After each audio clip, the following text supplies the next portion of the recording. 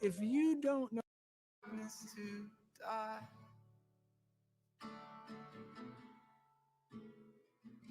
and as you speak, 100 billion failures disappear. Where you lost your life so I could find it here. And if you left the grave behind you so alive, I can see your heart and everything you've done. Every part designed in a work of art called love. If you gladly chose surrender, so will I can see your heart in a billion different ways. Every precious one, a child you died to save. And if you gave your life to love them, so will I. Like you would again 100 billion times. But what measure could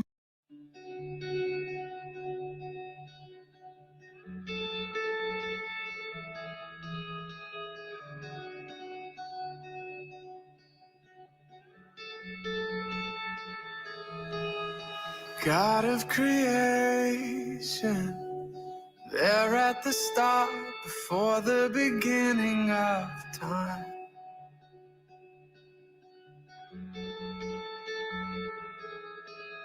With no point of reference, you spoke to the dark and fleshed out the wonder of life.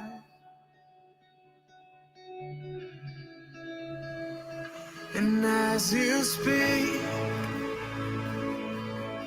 100 billion galaxies are born. In the vapor of your breath, the planets form. And if the stars were made to worship, so will I can see your heart in everything you make. Every burning star, a signal fire of grace. And if creation sings your praises, so will I.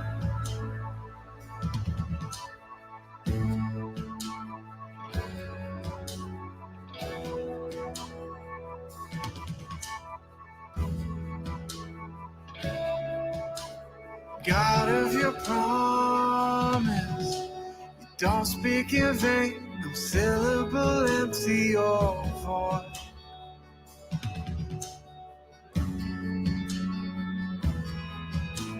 For once you have spoken, all nature and science follow the sound of your voice. When as you speak, 100 billion creatures catch your breath, evolving in pursuit of what you said. And if it all reveals your nature, so will I can see your heart in everything you say. Every painted sky, a canvas of your grace. And if creation still obeys you, so will I.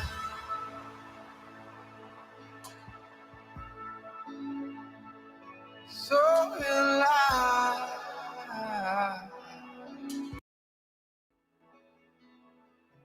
So will I.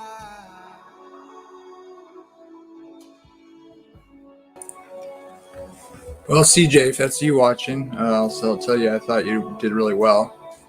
I think no one's coming. That's okay. But the discussion was really good. I was really surprised. I'm not too familiar with Tyler Vela, but I think he's got a pretty good attitude about the discussion. Some of the things I think he said were, I think like he said, you made a good case for it. It wasn't just the same old, pedantic things like you mentioned with the.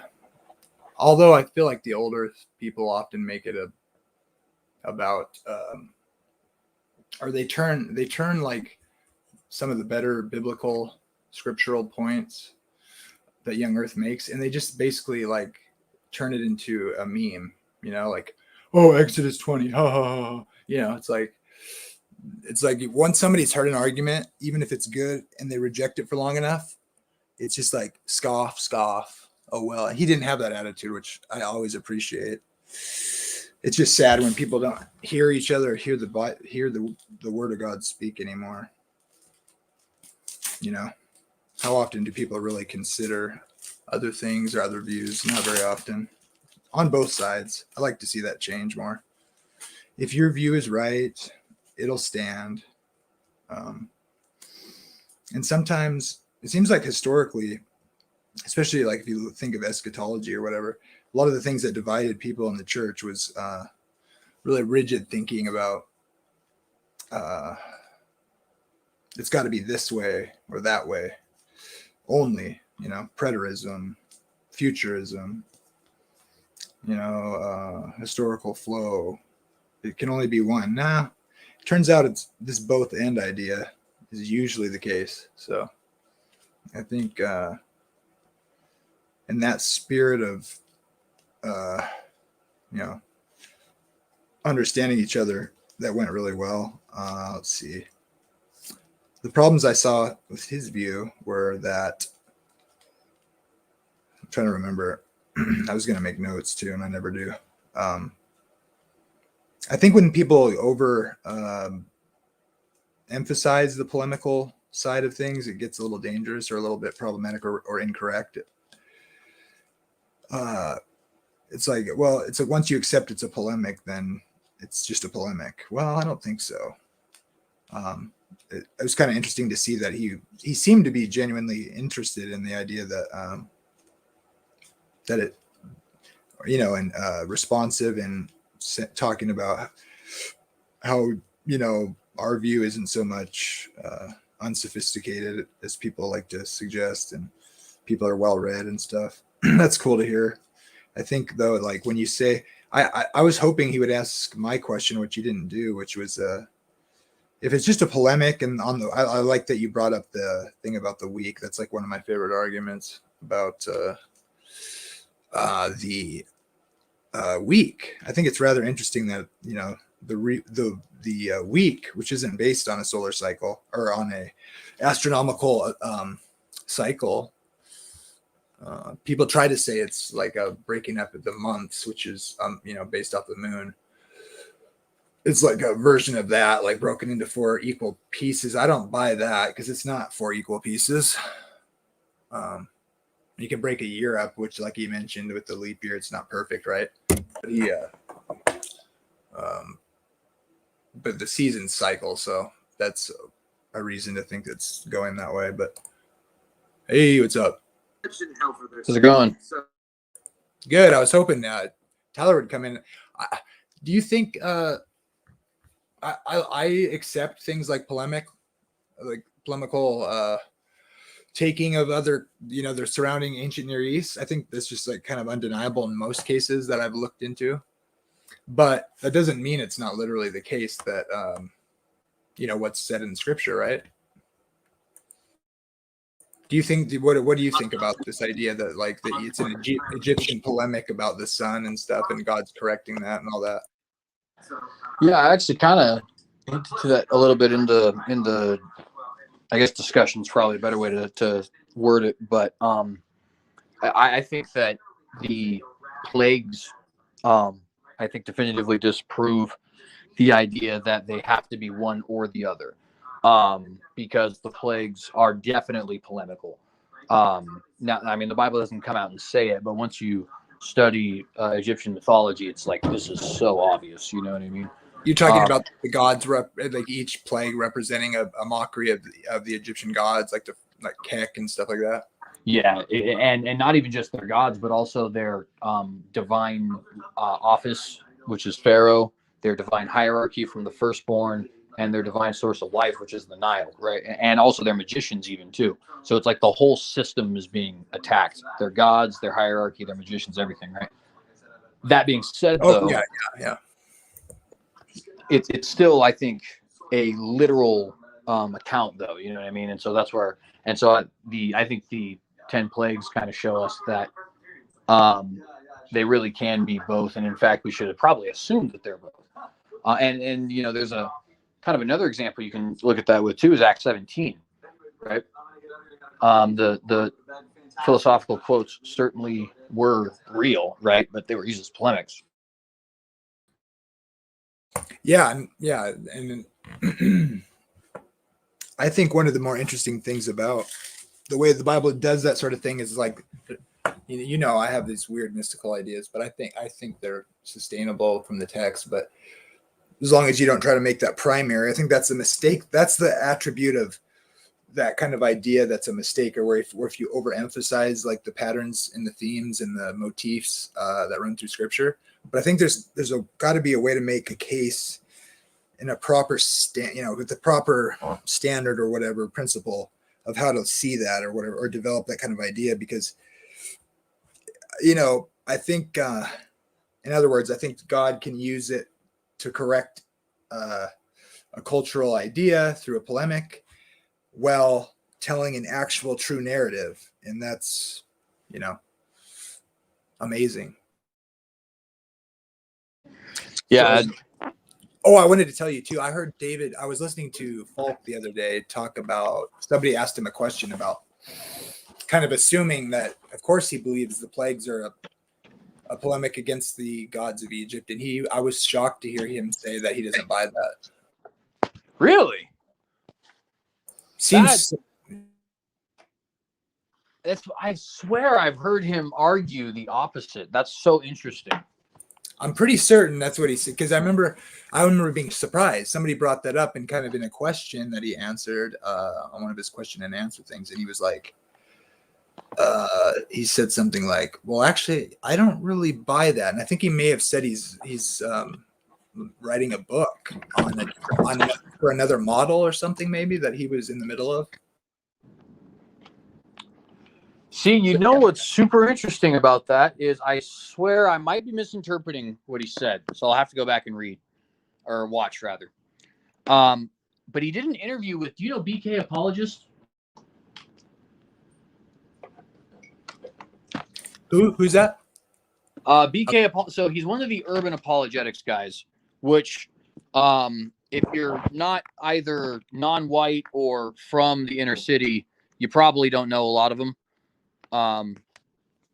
Either or would work, right? Obviously, non-white people in the suburbs tend to listen to a lot of urban apologetics, and people who are white from the inner city tend to listen to a lot of urban apologetics. Okay, got it. But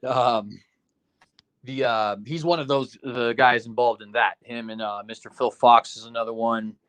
Vocab Malone is one who's actually relatively popular because he also does stuff with wood. I've watched him several times. He does a lot of that Israelite stuff.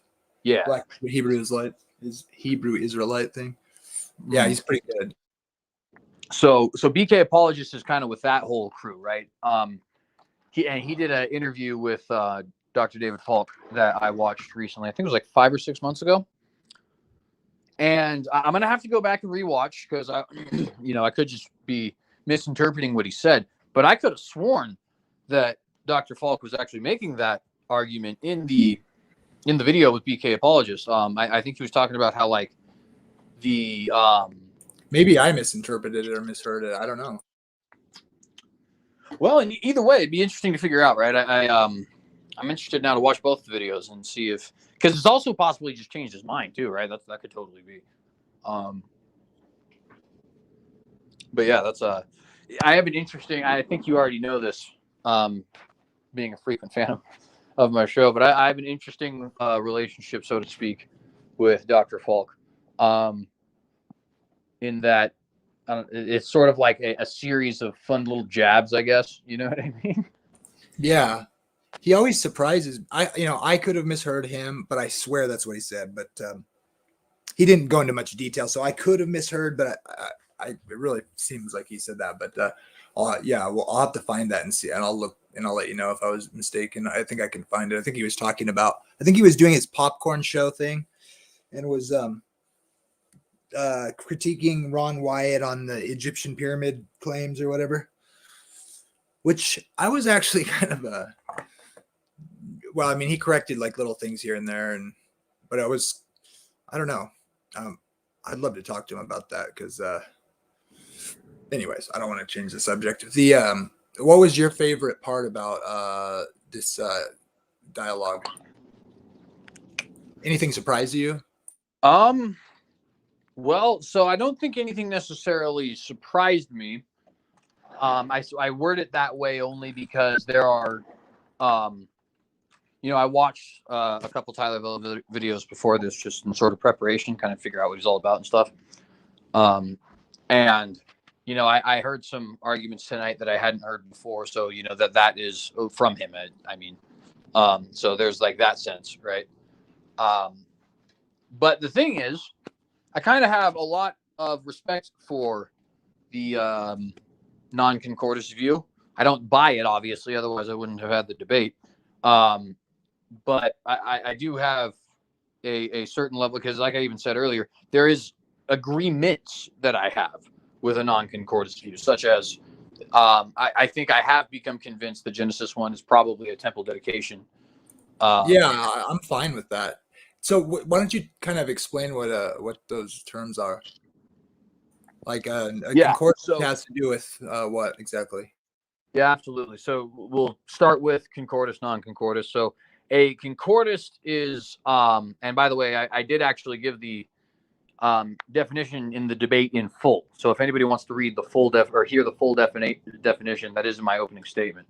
But to not give the quoted version here. So the concordist view is a view which says that the Bible is either compatible with, which would be my own view, or in a more extreme concordist view, you would say directly intends to teach scientific facts, right? So what you could call a soft concordance, concordist, which would be myself, would say that the Book of Genesis doesn't necessarily mean to record scientific facts per se, but it does whenever it is actually stating something that is meant to, or that is shall we say scientific or cosmological. Whereas a more hard concordist might say that it's actually intending to teach cosmological facts, which I don't necessarily buy. I think the intention of Genesis is more to demonstrate God as creator, and also kind of give a little bit of understanding as to why he's creator, and why certain things happen. But when it does record something that we would understand as a cosmological fact, I think it's accurate, right? So that would be sort of the difference there. And a non-concordist then would say that it does not intend to, nor even have to, record any scientific data whatsoever, right? It could be based entirely on the polemic of the the cosmology of the ancient Near East. It could be just non-consequential to any scientific view. It could even potentially indicate a fundamentalist view, like I tend to have, but that's not its intention, right? It's not its scientific document; it's a theological document. And so that would be sort of the variations that you have in views there. And then I feel like there was another term that I had dropped that. The other kind of way of looking at it, you mean? Like the I can't think of it either. Yeah, I had said something else that probably needed defining, but I can't even remember what it is now. So you were saying, the concordance and the non-concordance with the soft concordance, and then you started with that. But what do you think of this thing with, it's almost like a parallelism thing with the days, right? Like where God's like creating the the environment, and then the matching day. There's kind of like a matching, he fills it like day one, or you could say day two, he makes like the water, or those seas, and then it's just in the sky, right? Separates those, and then it's parallel on the other side of the week. He fills it with the living creatures in that environment, and then the day three, and then the next day, day six, it's land. What do you think? That's like in my New King James version in the study notes or whatever. I don't really like the way it's put out here in this diagram, but I think there might be something interesting there, like where I would look at it more like the days match up with the environments on either side of making the things they're called the signs of the seasons. Like day 4 seems kind of different. There's all these little, I think he mentioned that in the beginning of the debate too, about the day 2. What did he say about it? Like did he mention that the God saw that it was good is missing in that? The refrain of that is missing there? Yeah. In Genesis 2, there's no reference to everything being good, but it's said twice on day 3. And day 3 would be when he makes it says he separated the waters from the waters and made dry land appear, and then what? And then the grass sprouting, I think, right? Is that right? Say it one more time. Is it that the grass sprouts? He separates the waters from the waters and makes dry land appear, and then also the grass, I think, sprouts or something. So I think that's what day 3 says. I believe that is correct. Yes, I believe day 3 you have the plants, the dry land, and the seed, the seed bearing seed and all that kind of stuff, or seed bearing herb. And then you have day 4, which is sun, moon, and stars. Day 5 is sea creatures and air creatures. And then day 6 is man and land creatures. Yeah, I mean, I think he mentioned that, and the thing I swear to God, SFT does this on purpose, because every time there's a debate on this subject, I ask the thing about something to do with it always gets missed. It's probably because I bring it in too late or whatever, but like the idea that there's a polemic, it's polemical, right, with the week thing, and you went into that, and you mentioned the thing about the week and all that, but I think like the idea that it's just borrowed and like, how do you, I mean, you don't have to be a Sabbath keeper to see this argument as making sense, in that like the Sabbath was obviously like supposed to be really, important to the Jews, right? And even like penalties of death and stuff, right? I don't see how that develops unless the Jews are mistaken that, wrongfully, if Moses wrote that, it's like, it seems like the, what he says in Exodus doesn't make a lot of sense, right? About in the commandment, like how do you make sense of that? I don't really. If it's just a polemic, if Moses is thinking, oh, this is a polemic, but then he establishes the Sabbath and then writes what he does about it. Well, so I would say first off that I don't think it's just a polemic, right?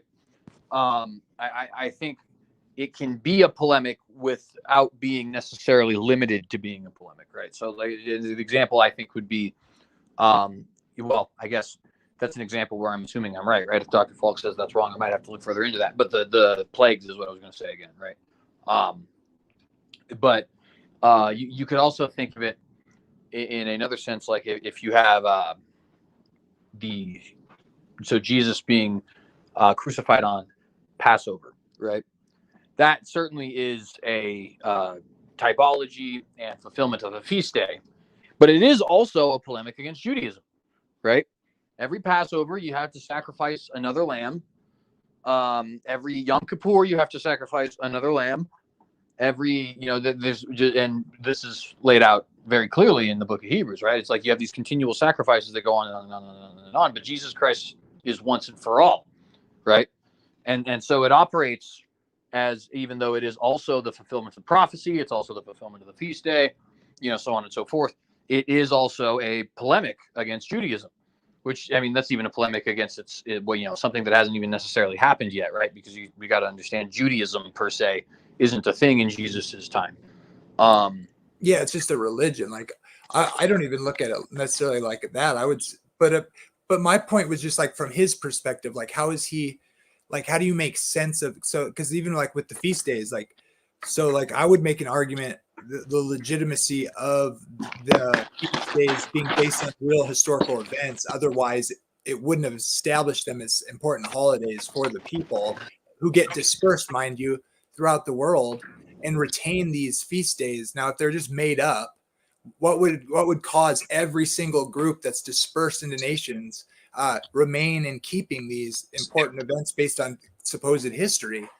So same thing with the Sabbath day of the weekly cycle, right?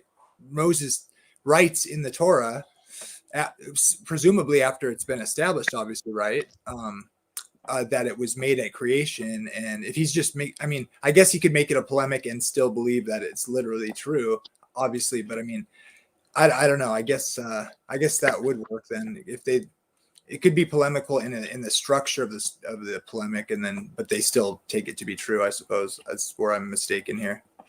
I would say that I definitely do agree with you that the literal blessing of the seventh day does seem to be the justification for Sabbath worship, but also Sabbath years and Jubilee years, right? So there's definitely, I think, a lot of truth to that. And yeah, because if he's literally just like saying saying, look, this is the real God, but like in his mind, is he thinking their story is true, kind of, and like, but let me he must have thought what he was writing was the real truth, right? I mean, not just like mocking the other culture and then appropriating their story without any reason to think it was true, right? And I definitely do agree with you there. Now, what I will say though is in this era, now it's not convincing to me, right? But I think what somebody like Tyler Vela might say, and it is true, so it's something that we do have to deal with, is the structure of Genesis 1 and Genesis 2, 1 through 3, kind of forces the seventh day to be set apart from everything else. Now, obviously, the different questions as to why that is, it would have to come up, and my view would be that is because God set it up that way. But when you look at, like, you were just putting up that picture showing, day 1 couples with day 4, and day 2 couples with day 5, and day 3 couples with day 6, and then your hanging day, right? Your non-couplet day just so happens to be the holy day, right? Well, that's not coincidental. That's definitely intentional. It was now the question then, is it intentional because of some kind of polemic, or is it intentional because God wanted it that way, right? I think it's intentional because God wanted it that way. I think Tyler would probably say, and obviously I can't put words in his mouth, right? But I think he would probably say that it is that way because it's a polemic and a known structure of literature. But it is true that you have a heavenly couplet, a couplet of the sea and skies, and a couplet of the earth. And then the one day that falls outside of that couplet is your holy day. And presumably from his theory, it would be that's the 7-day week. And so the thing is, though, like, so what would that look like in Moses's eyes? Like, is he thinking, I mean, like when you're trying to mix in like him taking it from them in one sense, but also accepting that he's writing scripture, right? Or writing things that are true. Like what does that look like in that period where Moses is doing a polemic, and like, is he getting, revelation? I mean, I have a pretty, like, in some circles would be like a liberal way of understanding how inspiration happens, right, in time. Some people would probably think I was kind of liberal in it, thinking I don't think they were like, being necessarily knew that they were writing scripture, or like had, like, God didn't zap them or put them in a trance or something, right? They were just writing like writers, and it was God's providence. You know what I mean? I'm fine with that, because there's problems if you don't take that view, in my opinion. But if you don't take somewhat of that view, not that God didn't, there weren't thus saith the Lords and stuff in certain circumstances and whatnot, but like when you study the text and do comparative things, there's obviously polemics, and there's obviously borrowing in a loose sense, or correcting, you could say. So I just wonder, like, is is he believing their story, only God's like revealing revelation where little details are like fixed, like how does that work? Like what's motivating that? And like, because it seems to me the only way it works as a polemic is if there's a kernel of truth in the ancient Near East version and Moses knows the story, and because he's like in communion with God, he knows the actual story, and so he can fix it, right?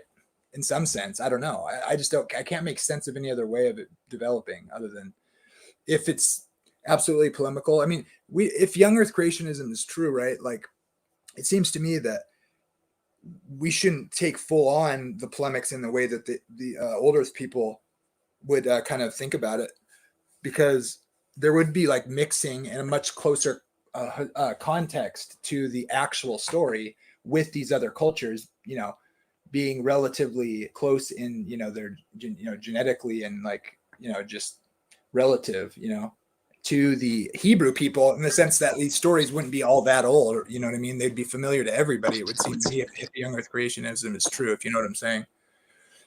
So like, I would think they all had like a version of the story that was the actual story, right? And so it's not that in that sense of it being a polemic, it would look a lot different in a young earth model than an old earth model, I think, if that makes any sense. You get what I'm saying? Yeah, one second.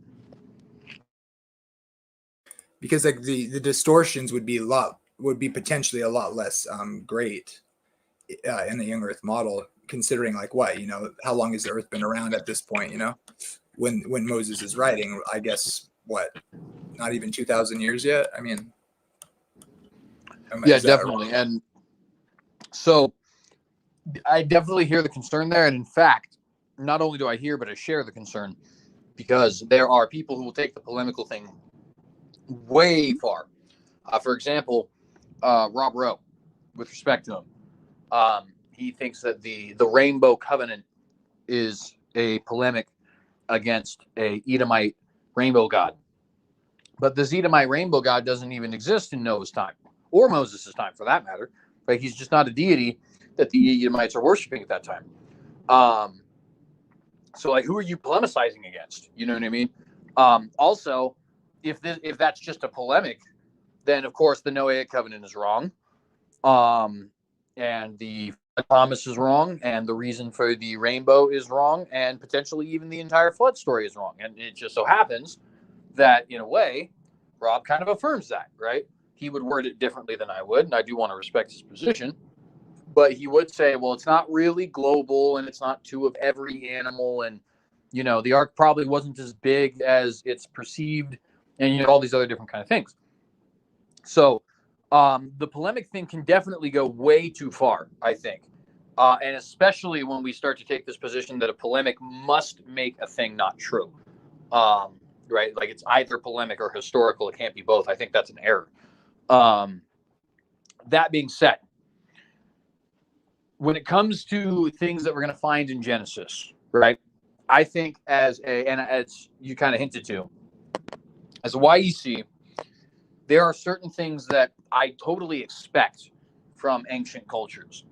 For example, when we have the Sumerians having something that appears to be exactly like the Garden of Eden, or having a antediluvian kings list followed by the after-diluvian, post-diluvian kings list, right? And meaning that they have this massive flood, and beforehand they're living forever, and not literally forever, but a very long time. And after that, they're not living necessarily as long, and all these other kinds of things. Like, well, I expect that, because the Sumerians are the oldest culture we've ever found, and I think this actually happened, right? And so in that sense, I think that, the YEC is in perhaps a position of, you might say, power, I guess, and an advantage, right? We would freely expect that. And of course, it's not just in the Mideast, but it would just be more prominent in the Mideast.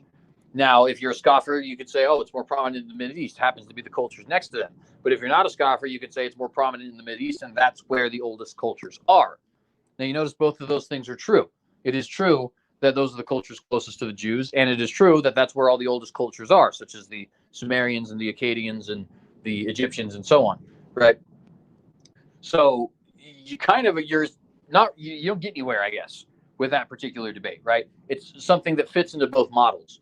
And that is, in the end, I think, one of the big dangers with any of these sorts of things. But if you are, I think, looking at this from the perspective of I believe God's word, that it's not a danger, it's actually a boon. You see what I'm saying?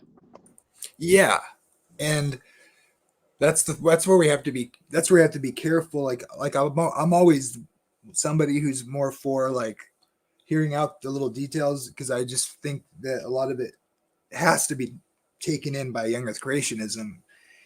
And I see a lot of just not listening, and I take that to be, I just take that to be what what I can attest to from my own experience.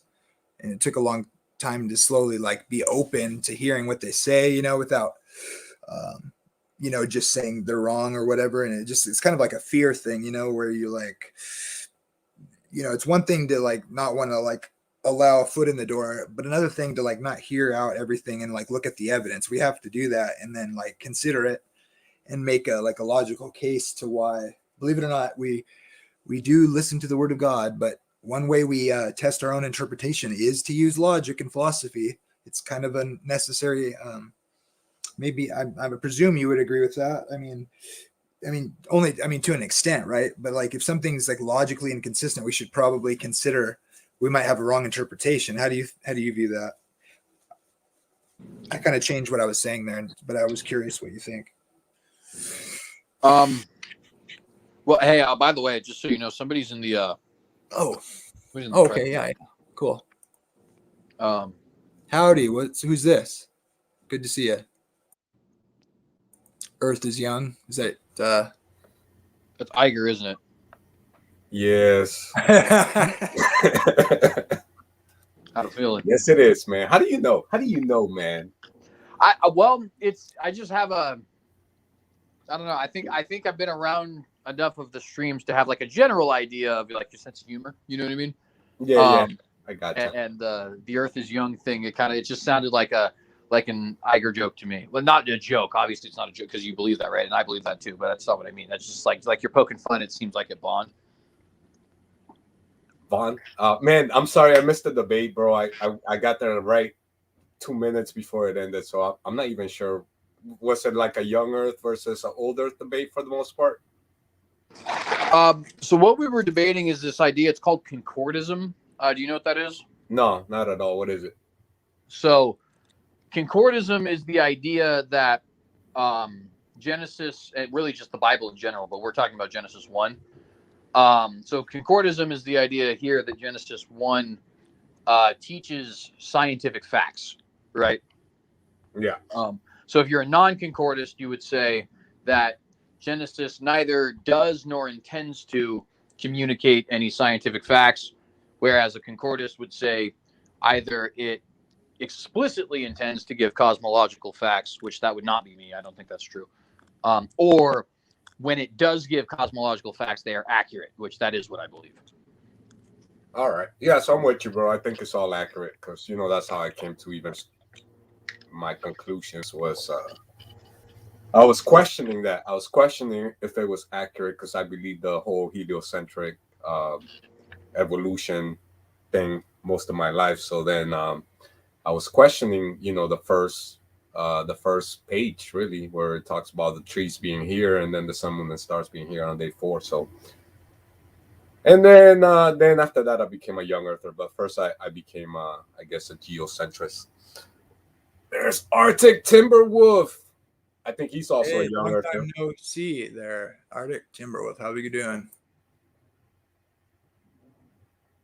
Give him a minute here. So concordanism then will be like my position where I think that the Earth is a young and Genesis is historically accurate. Yeah, exactly. What's the opposite position from that?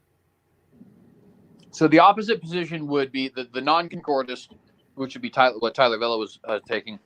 They're not necessarily old Earth or young Earth. Their position is that the Bible isn't teaching about the age of the Earth. It's teaching about the creation from a purely theological standpoint. Right, which is kind of what I used to believe in, where I would make excuses for the age of the Earth being 4 billion years old, and I would like in my mind think they didn't know all this, or like a day for God is 1,000 years. So yeah, I guess I used to take that position 5 years ago, and then it flipped completely all around, and then all the cards just started falling.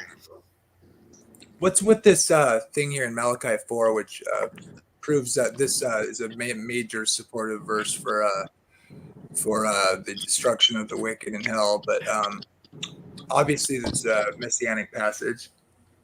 I just think it's people always talk in the debate about, you came up in your debate with the light thing, the light at the beginning, and what is that supposed to represent? I think it's hinting at this idea that Jesus, the true light, the great light, because I mean, you see it right here, Son of Righteousness. It's clearly messianic. They call him the Son. He rises. He comes from the east. He goes across the sky like a bridegroom in Psalm 19. There's something with that idea, I think. And the heat, like the heat, everybody's gonna feel that heat or whatever. I don't know. What do you make of that? You think that's ridiculous? You don't see Well, that? I don't think it's ridiculous. I don't know that I think I buy it, but that doesn't mean that I don't either, right? I mean, you have to understand, one of the things that's going to make my views a little bit different in the way that they come out than, say, somebody like SFT is the approach. SFT is talking about science a lot of times, and a lot of young Earth creationists, right?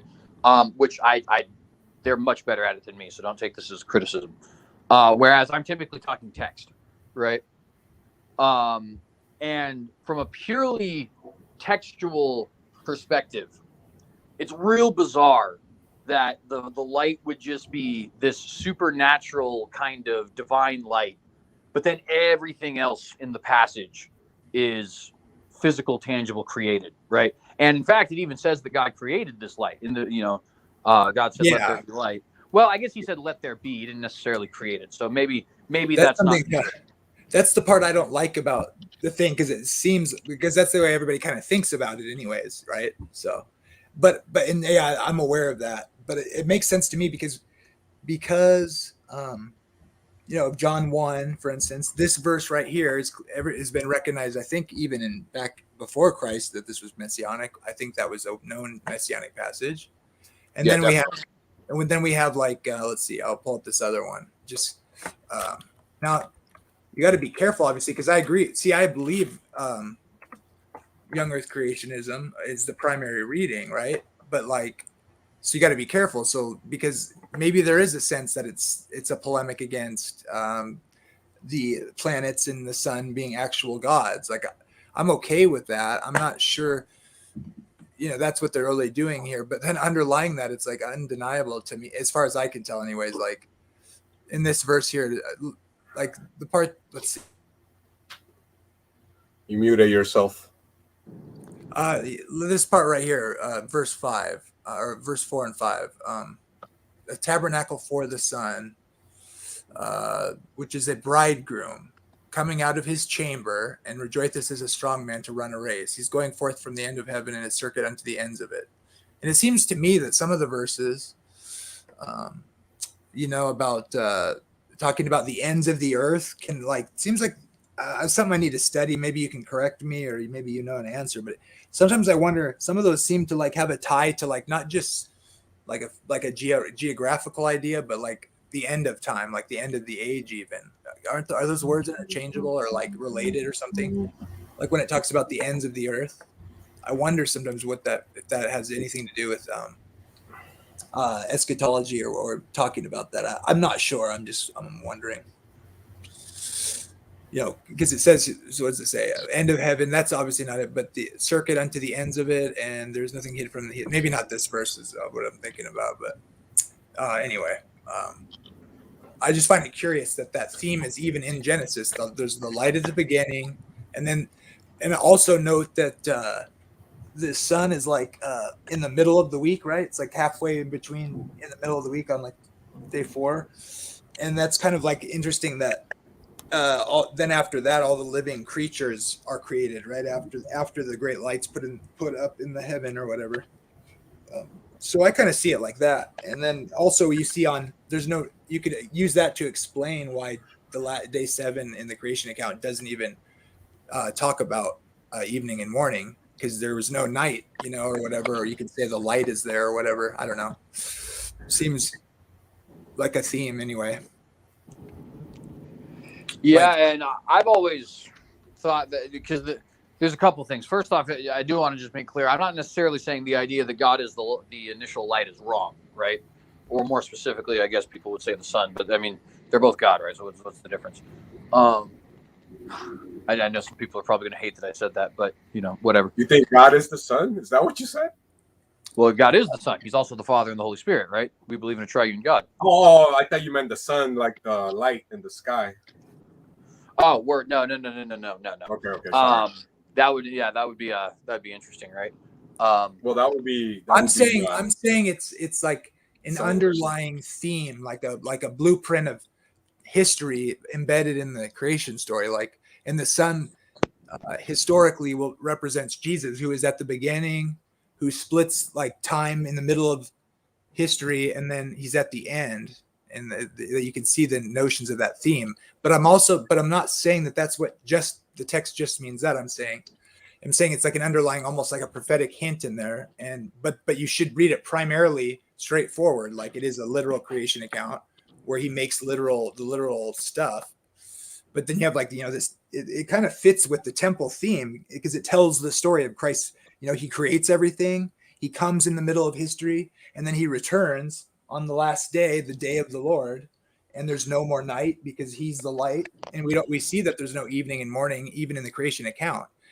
And those are like little literary hints at this pattern, just like the light at the beginning. It doesn't tell you what it is. I think it is God in the literary sense, right? Maybe literally too, right? Or whatever, as the primary reading. I mean, maybe that's confusing, but hopefully that makes sense. I'm saying it's just like a prophetic current running in the structure of the device, but it also predicts kind of history too. I wonder. Yeah, and I guess my thing with it is like it could be, right. I don't want to like deny it per se, because I understand that. I mean, it's pretty poetic for sure and theologically significant.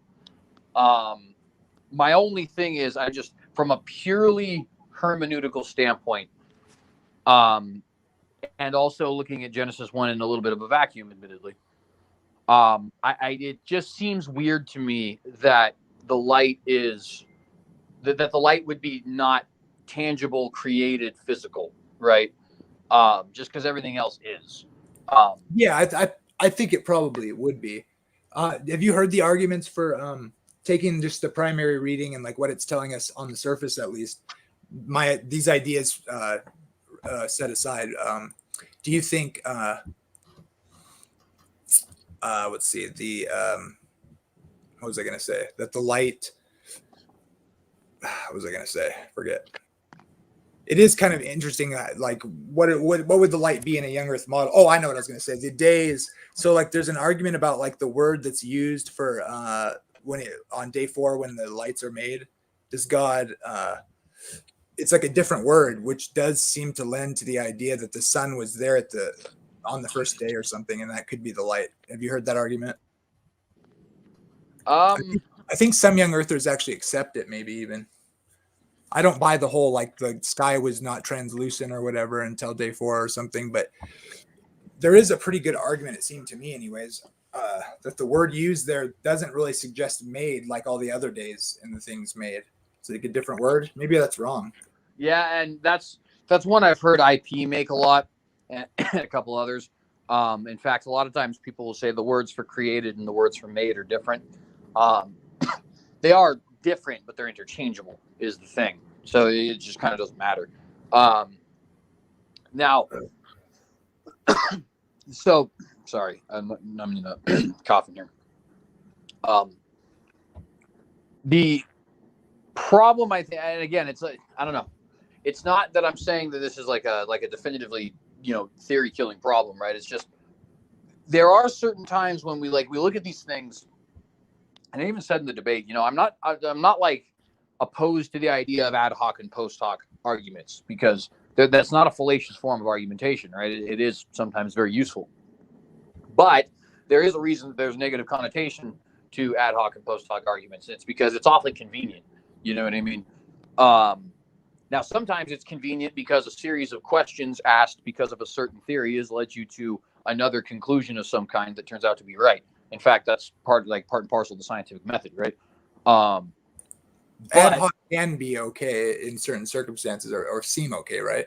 Yeah, 100%. It's, if you actually look up ad hoc, it's not a logical fallacy. That's actually something people get mixed up a lot. And neither is post hoc, because they are legitimate forms of argumentation, provided that they are used correctly, right? The reason people have such a problem with them, though, is sometimes they're not used correctly, right? You end up having a problem where somebody is, you know, like, just as an example, you're saying, well, I believe the moon is made of cheese. And somebody says, but the moon is solid, right? We've seen that it's solid. And you say, okay, well, then I believe that it's really cold outside in space. And so that's why it's solid. It's frozen cheese. You know what I mean? It's like, well, obviously you can do that forever, right? You can post hoc until the cows come home. That doesn't mean, though, that there isn't legitimate forms of post hoc and ad hoc argumentation. You know what I mean? That said, though, all of that being said, it is, I think, I don't know, that convenience factor is concerning to me, right? And again, obviously you guys know I am YEC, right? I think the text clearly teaches it, but I don't think that it is good for us to try and like read our previous presuppositions into the text, right? That's definitional eisegesis right there. And I think sometimes YEC will kind of get into that sort of a problem. You know, like, for example, when it talks about the Earth, excuse me, sorry, I get distracted by some sound. My apologies. But when the Bible talks about the Earth hanging on nothing, right? And people will talk about, oh yeah, see, I mean, Isaiah knew that the Earth was floating through space. It's like, well, that's not really what he's saying, though. If you read the context of what's going on, what he's trying to communicate is this idea that like Atlas was carrying the world. It's not literally Atlas because he wouldn't be referring to the Greeks. Is not true, right? That God suspends the earth and it carries it, right? Not literally that. Now it happens to be that the earth is hanging on nothing, right? But that's not like I don't know. It's not like the text trying to communicate this idea of Earth floating through space. You know what I mean? Yeah, I agree with you. I just noticed that I think Tyler was in the chat. It'd be cool if he wants to come in. I'd love to talk to him for a minute. He sounds like he's listening a little bit. But yeah, I agree with you. Isn't it that he like the idea is like elsewhere, at least in the writer's mind, that it's like because he sets it on a foundation, right? He doesn't hang it. It's firmly set on pillars, kind of thing, right? I can share my screen real quick. It's you know, you're gonna think I'm crazy, but it's kind of what I think it looks like. Iger's in a league of his own here with his model. Just yeah. It's all good. I'm a league of my own, but yeah, this is something of what I think it looks like. Hold on, I got another one. This one's good too. But yeah, how it hangs on nothing. I think it's all hanging on nothing but water. But you know, that's kind of like the emoji I'm showing now. Yeah. If that's Tyler in the audience, we'd love to have you come in, man. If you're still here. Yeah, this is like a Hindu type of version here, or a Buddhist or something like that. But this one's more biblical. But how I think it's all in water. Huh? Go ahead. Oh, is that the pillars? Yeah, no, go ahead. That's it, bro. It's you know, I think there was light, not like the sun. Like, you know, obviously I'm not. I don't subscribe to mainstream NASA science anymore. So I think it's more biblical than we can actually even comprehend. But this is as best as I've seen it presenting, where there's like heaven itself was the light source on day 1 and 2, and God or Jesus, whatever you want to say. But everything was the actual sun as we know it, it wasn't there till day 4. So I take it super literally now. Oh, well, what about, have you using a telescope yet? I got a telescope. I was going to post some Well, shots of, I have, bro. I have 2 telescopes. So, I yeah, hate it when you play that stupid thing. Jupiter, that's Saturn, that's Vega. Those are horrible pictures. Let me see your pictures, Jamie Russell. I like to see your pictures. I will. I'll do it with my cell phone too, on a like $100 telescope, and you'll be. Yeah, go ahead, bro. I can see like the thing with the stars. The reason, like, if you understand optic, like how you adjust the focus on the lenses in a telescope, the fact that how you focus on a planet, which is supposed to be nearby according to the the official scientific numbers. And what how what the focal length is. The closest planet is Mars, 40 to 80 million miles away. So I wouldn't say that's close, bro. But no. But what I was gonna say is that see, those are through a really nice camera, which is actually quite amazing. That I think you could even do better with the P1000. But with a telescope, a lot of people say that, bro. That the P. Well, yeah, because you can't do it with a normal camera. But it's what I was going to say is when you understand focal length and the amount of adjusting you do when you get the planets in focus, and presuming the distance is what they say, and then you realize how far stars are away, and then you have to, when you try to focus on a star, knowing how the focal length works, it all actually adds up. That the stars are far away, like they say, because even when you get them focused just right, they're just a pinprick. So you have to adjust them like all the way out to get them in focus. So it's like that right there tells you that they're not all like on the same distance, right? Because of the focus, the way they focus on either at such great distances in comparison to each other.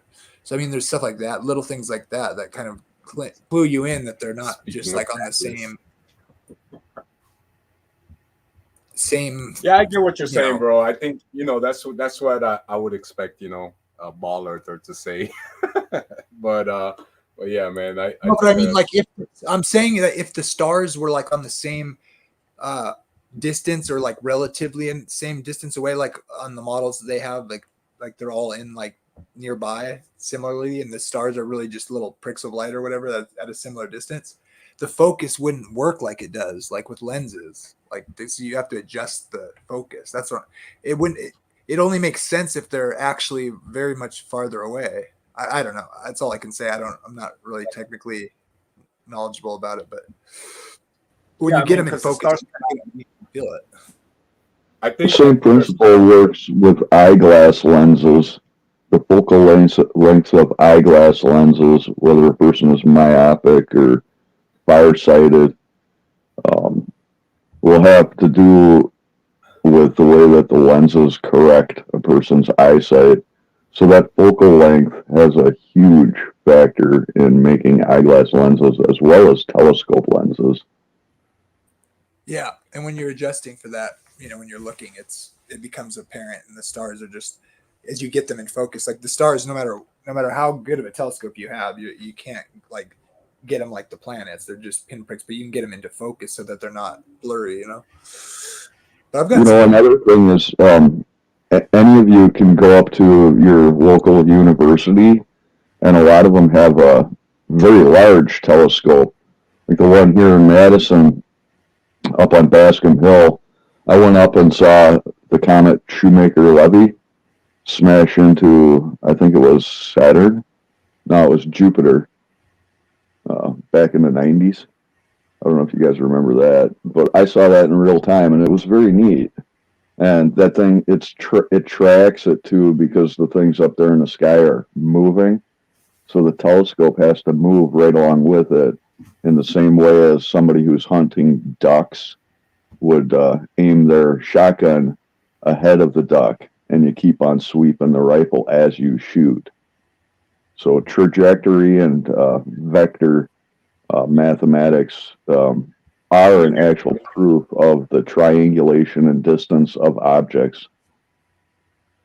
Yeah, I like what you're saying there. The stars are moving, but it's not the Earth.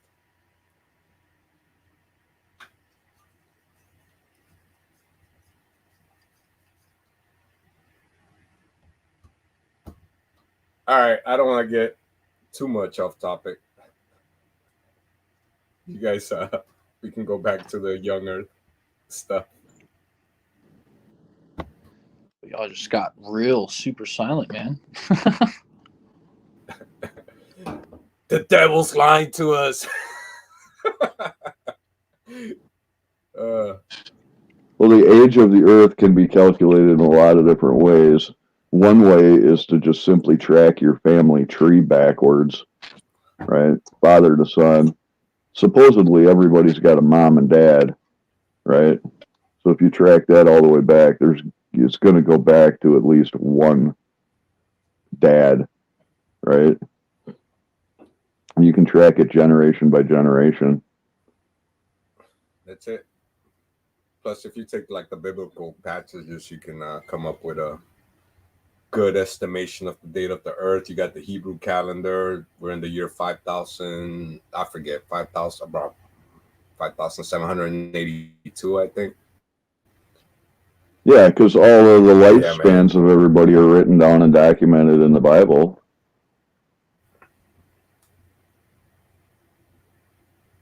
You know, Adam lived so many years and he begot Seth, and he lived so many years after that. And, you know, so, I mean, you can do the mathematics. Everybody can do the mathematics. I mean, we all have access to calculators these days, you know, and we don't have to do it longhand or anything, but it can be actually calculated so that a person can know exactly the truth one way or the other.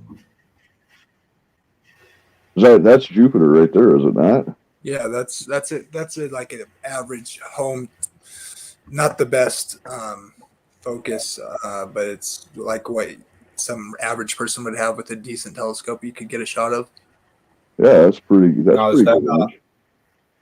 Yeah, that's pretty good, bro.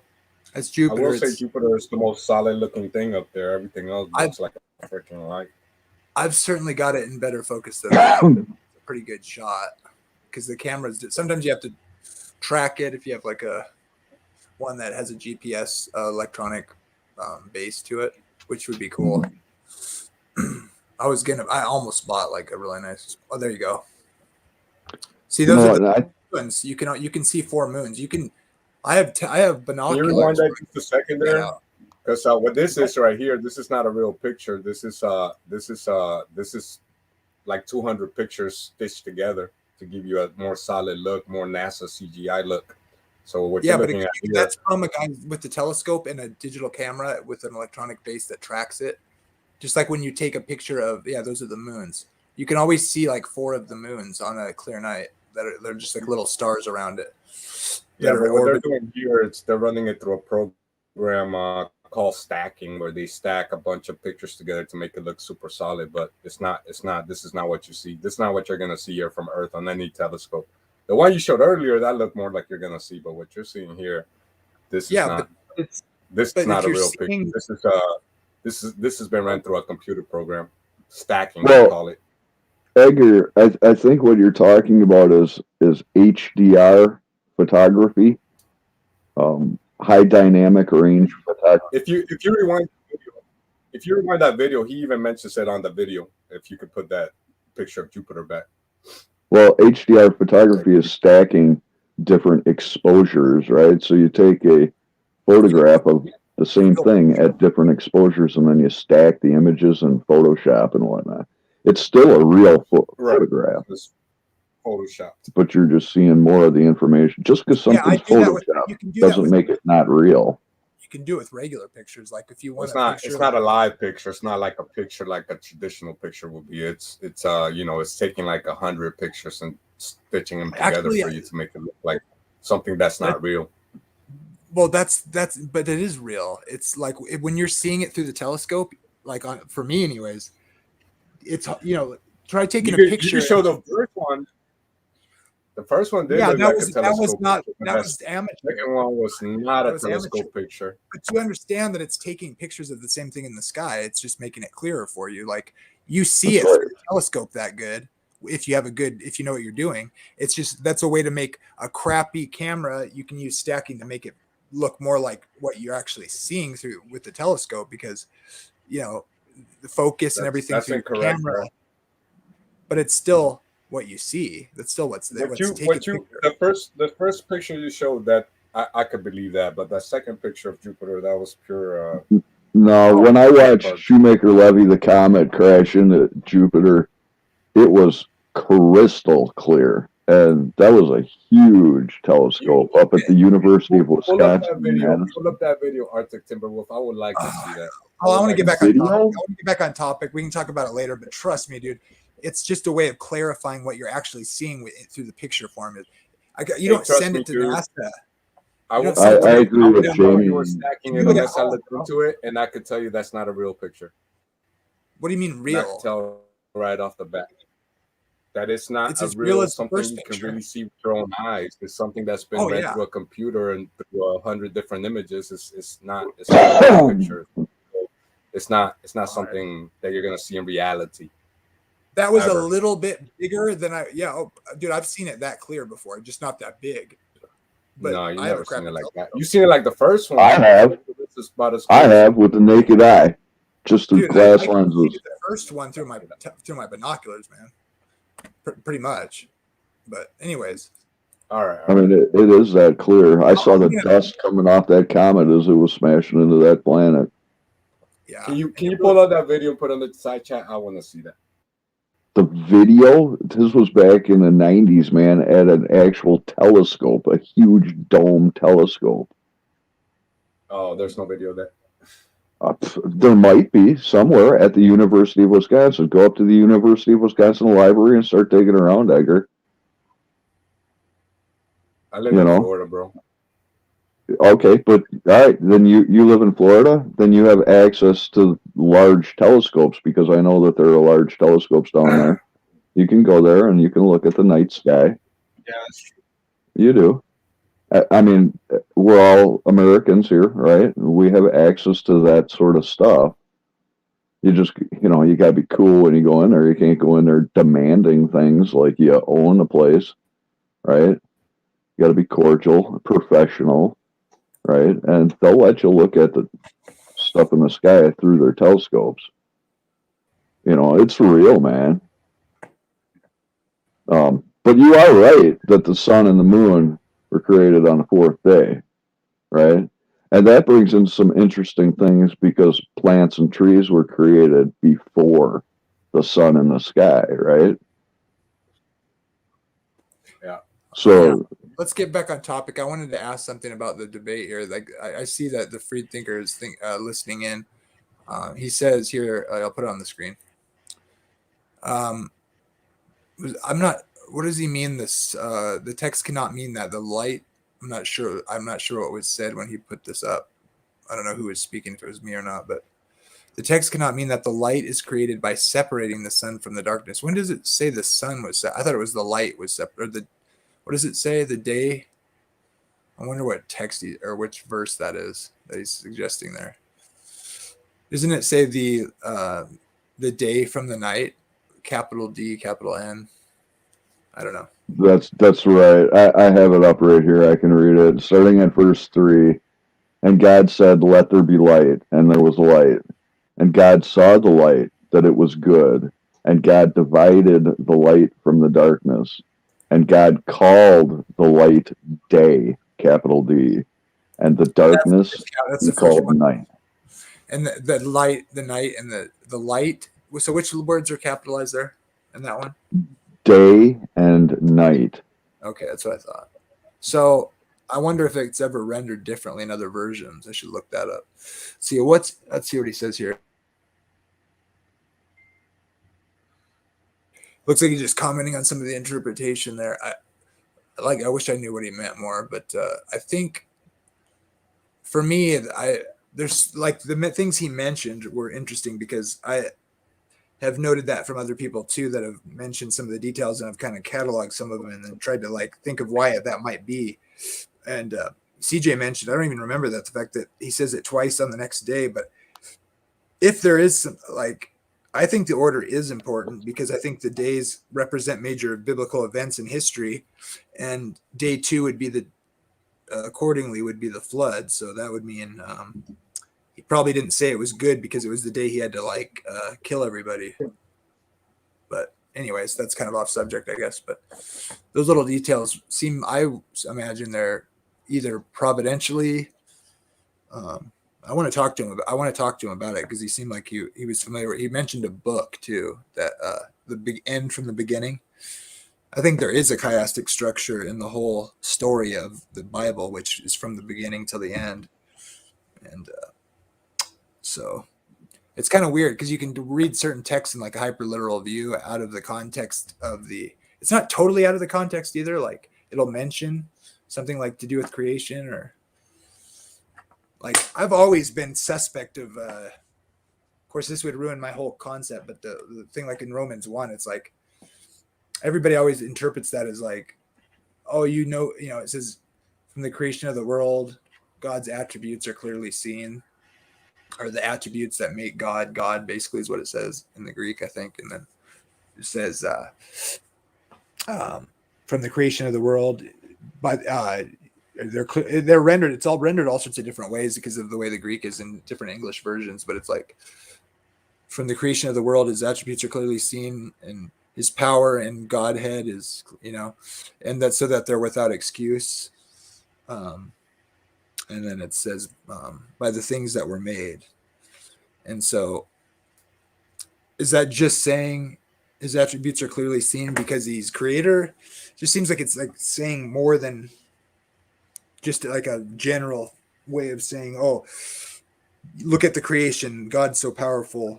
And like, that's all it's saying. It just seems like it's suggesting more than that to me, but everybody always just says, oh yeah, you can tell God exists because of things are created or whatever. But people would argue that that's not even true a lot of the time. Like people don't. And then people say, well, they're just denying that God exists. They're just suppressing the knowledge of the truth.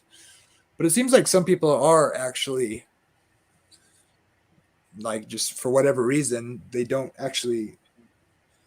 Is every single person convicted that God exists because of just existence? I don't know.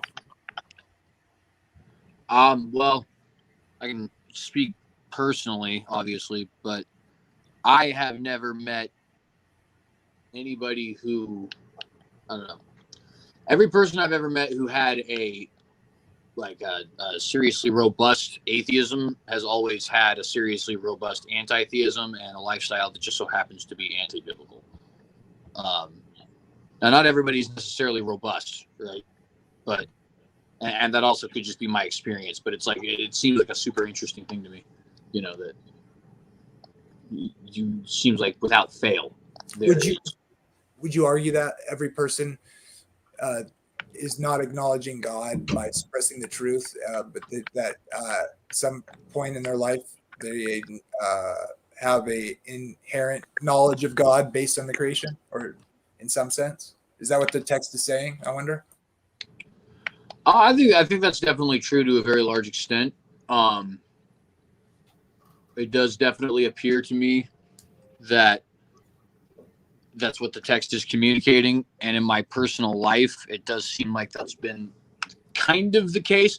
The way I kind of put it is because, like, I don't believe that there is such thing as a true atheist.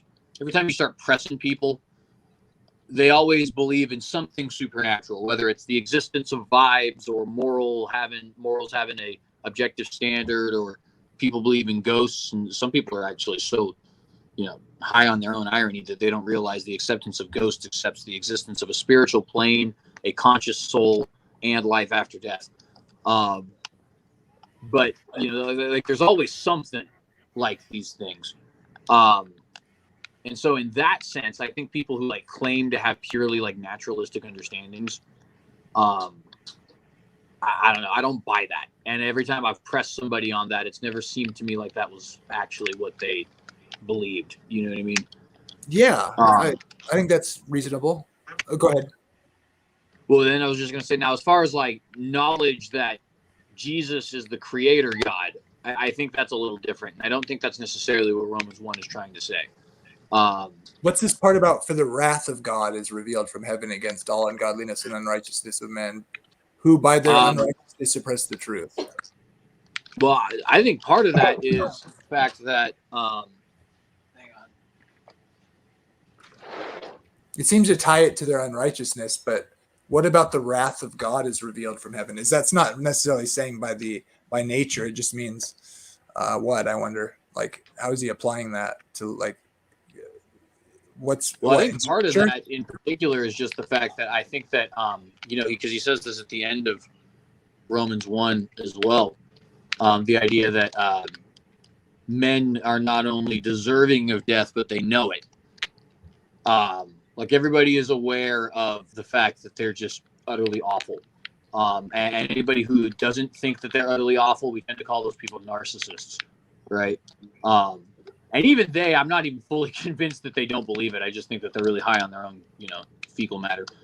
But regardless, I think that's more specifically what that is kind of saying, because he repeats it at the end in Romans 1, right? And it's this idea that people know they're sinful. Nobody has to tell you that you're a sinner. You know it. Everybody knows it. You know what you've done to your spouse / mom / brothers / whatever, and fill in the blank. And you know it more intimately even than they do, right? Because a lot of people forgive and then they genuinely forgive. But when it comes to something that you yourself have done, even if that has been forgiven, you're going to remember that until you die, probably. What's this? Especially if it was like sufficiently bad, right? Like if you God forbid, you like nearly ruined your marriage with like an adultery or something like that, and you got like 3 kids or something crazy, you know what I mean? And say it all ended up working out in the end. Well, 40 years down the road, you're still going to remember the fact that you nearly destroyed your entire family. You know what I mean? And what about the creation is revealing this to them in their unrighteousness? That's the part where it ties there.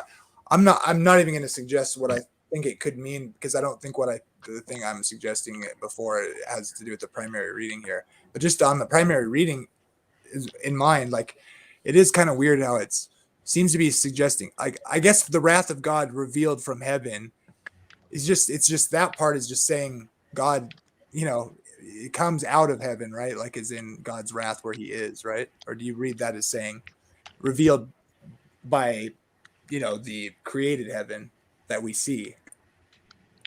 I just realized I may have been reading that wrong or whatever. The wrath of God revealed from heaven is just saying the wrath that comes from God where he is, right? Is that wrong? Yeah, I mean, I guess I would not necessarily say that that's saying that it's necessarily from the creation. So your second application there would probably be more in line, although I guess I'm not 100% sure.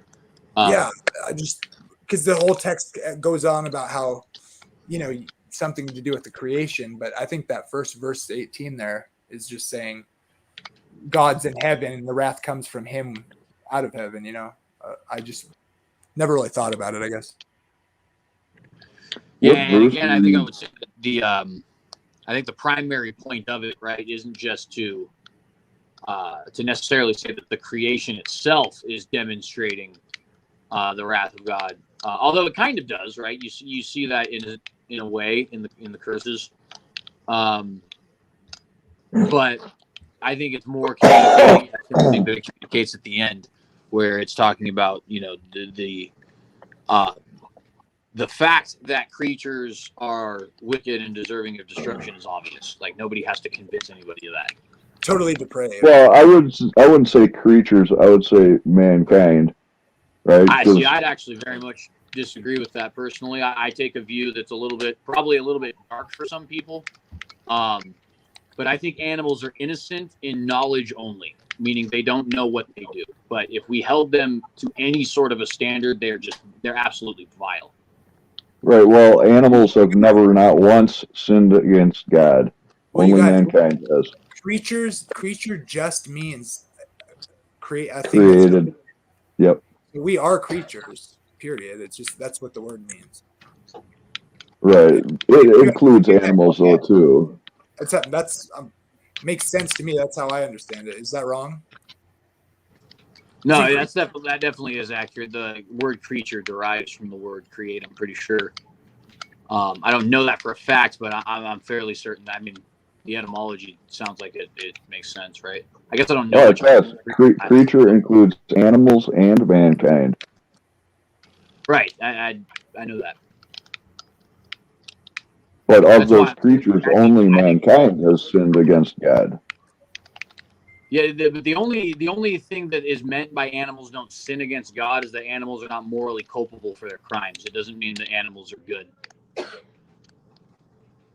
Because like animals rape and pillage and slaughter without means and torture and all that kind of stuff all the time. Like it's just regular business for them. You know what I mean? Even with respects to the fact that these things are not conscious. I mean, even the very waves are seemingly malicious. You know what I mean? Like they just destroy and destroy and destroy. And if there was nothing alive here, you would still have waves beating on rocks and destroying them.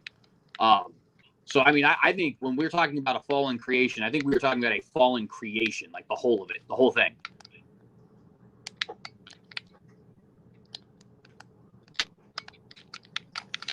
Yeah, that's kind of an interesting way to put it. Like, obviously, I understand you understand that, like, they're not even necessarily in the category of, using that terminology because they're not moral agents.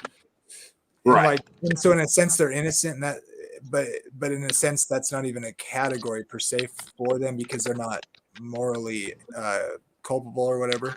But it is interesting to point out that, like, people talk about the creation, like showing God's glory in the sense of, like, the purpose or whatever, or more like in awe or whatever of what created things can do and what they are capable of. But like, I just can't make sense of like an old earth view in the sense of like if the creation teaches us about God, but you look at it on the level of like how animals have attributes that mimic what we do. They have to reproduce, they have to eat and go to the bathroom and sleep. And so, like, yeah, like if we're to just learn about God from the creation and you consider like how animals have to, what they do to survive, it seems to me that that's clearly a result of like an insufficiency in the world that would come as a result of the fall. Now, if you're an old earth advocate, you got to look at that differently, I presume, anyway. But every time I ask an old earther about like my fun question about will Komodo dragons eat pigs and monkeys alive and screaming in the restored earth or in heaven, they all say no. But right, and that's exactly my point. It's like you're not holding the responsible, but what he did was like if there was responsibility to be held, it would clearly be evil, right? It's the only reason you don't consider it evil is because the Komodo dragon can't be evil. He's not morally culpable. It's not because what he did is somehow like good or even morally neutral for that matter. It's horrifying to watch a monkey get eaten like that. I mean, it's just absolutely fucking horrifying.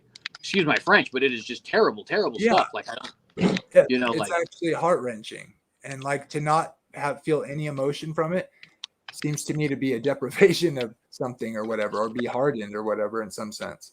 Like because they're enough like us to see that that's not good.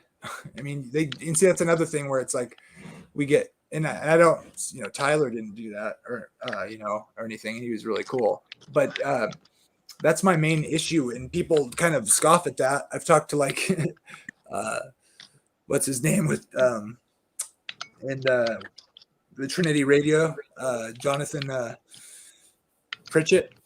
And I brought that up to him, and he has responded and stuff. And I've been like, because they lean old earth, I think, but they don't like take a hard stance on it. Him and Braxton Hunter. But I kept asking him like, is there going to be bear hunting in heaven?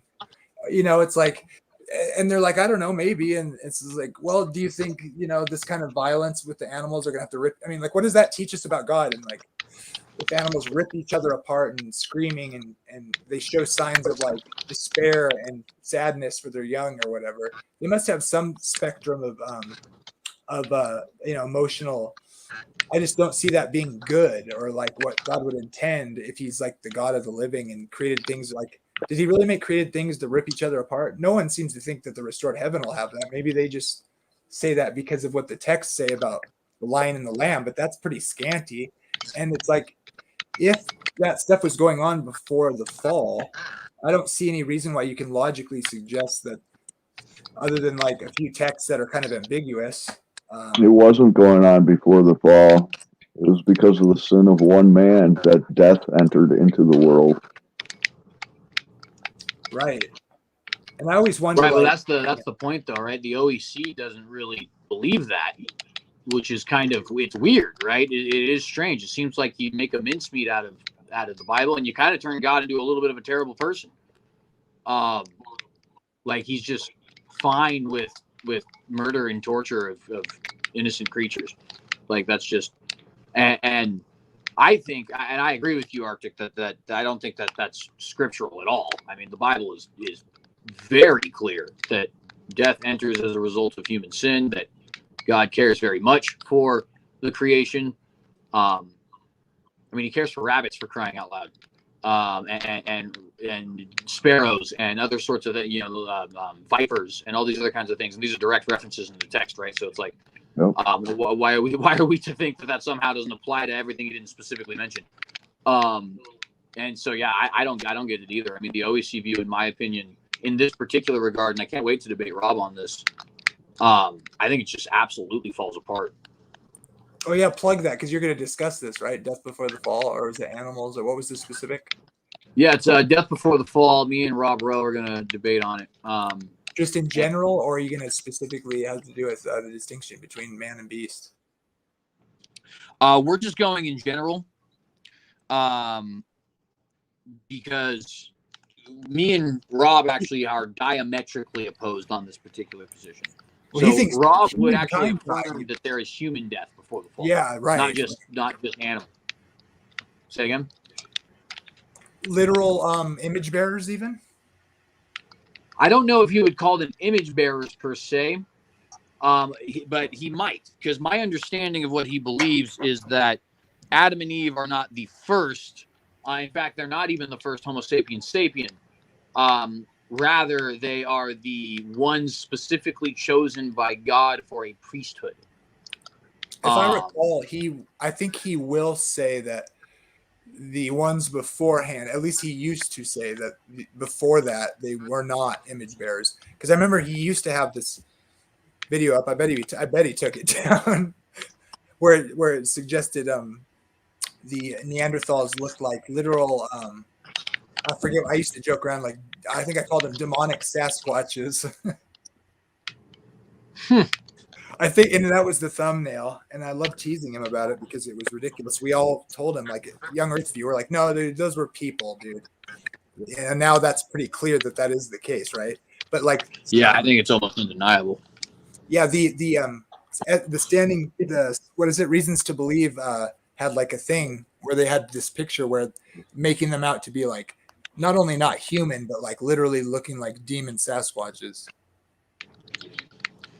See, and so the thing then that makes this kind of interesting, right, is so he would actually affirm. And like I said, I don't know if they're necessarily image bearers, but they are Homo sapiens sapien. And so he would affirm that that's anatomically human, right? Anatomically human death, and anatomically modern human, even to be more specific. We don't have any with skin on them, so that they could look like it. Yeah, I doubt the demonic Sasquatch picture would suggest that they were saying they were soulish or whatever they say.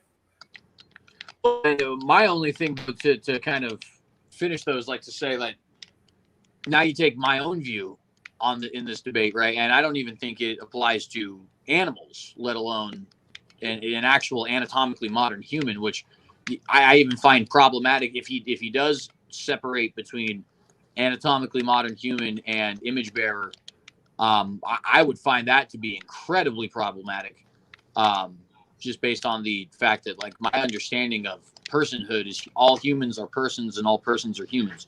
Yeah. Like, what would be the distinction, right? Like, exactly. You put a soul in them. Like, what does that even mean? If they're all functioning or whatever, and the main thing too is we know for a fact that they interbred with us, at least. It's kind of a weird thing because you can make a distinction genetically, but you can also see that they have the same genes. We still find the Neanderthal genes in us in the same way we find we test for being related or what your ancestry is. So they no doubt interbred, undoubtedly. I don't think you can extrapolate those kind of tests too much, like into like similar species necessarily. But they'll do that. They'll take that to the next level, and they'll say it's the same thing as genetic testing, but yeah, to a way deeper level with assumptions or whatever, I would say. But I don't think it sounded to me like Tyler Vela wouldn't have said that. It sounds like he believes in a young humanity, which I think is the only viable option at this point. CNBC in the side chat is saying that the Mazzaroth reveals the gospel in the stars, so the constellations, and You that's can true. Like the heavens declare the glory of God. Yeah, what do you think about that, CJ? The Mazzaroth idea seems like there seems to be something to that. I guess I'm not 100% sure what the Mazzaroth is, but is it like that whole idea that the zodiac of the gospel story? Well, yeah, That's the constellations. Yeah, I've heard that idea before. Actually, in fact, that minister I reference a lot, he actually teaches about that. So I'm actually I've never heard of it from Mazzaroth or anything like that, but I'm relatively familiar with the idea.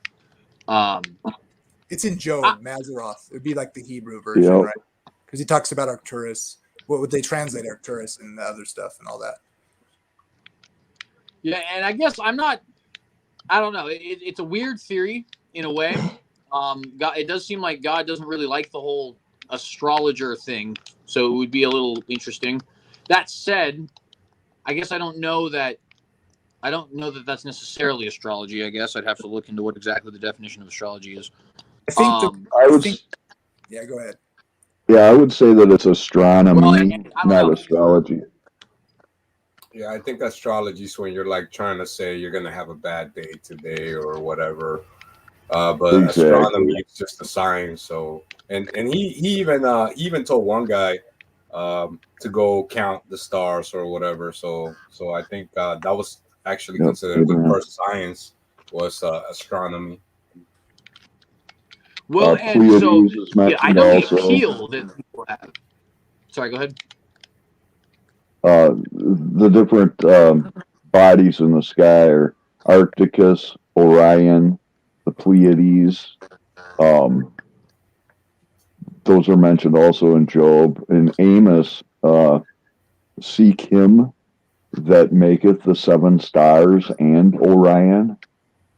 So it says right there to seek him that maketh the 7 stars and Orion, and turneth the shadows of death into morning, and maketh the day dark with night, that calleth for the waters of the sea, and poureth them out upon the face of the earth.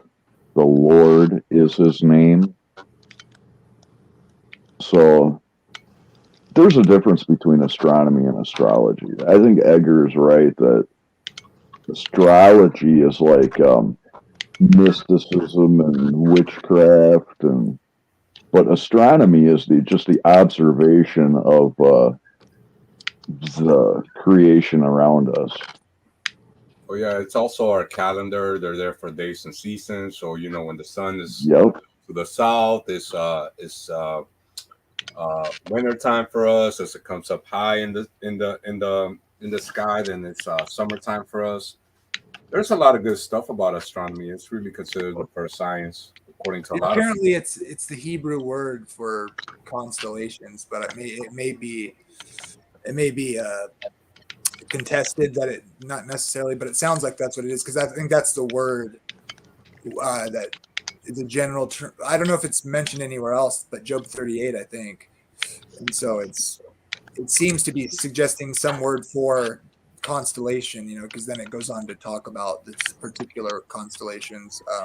So it seems to be a general word, which would suggest more of an astronomical word, right, than astronomy. I think God had a problem with astronomy because they were using it for like kind of like divination, right, to actually like get knowledge that was not real knowledge, that wasn't from God per se, and it was just whether it be demonic or just made up or whatever, and then trusting in that rather than in the Lord.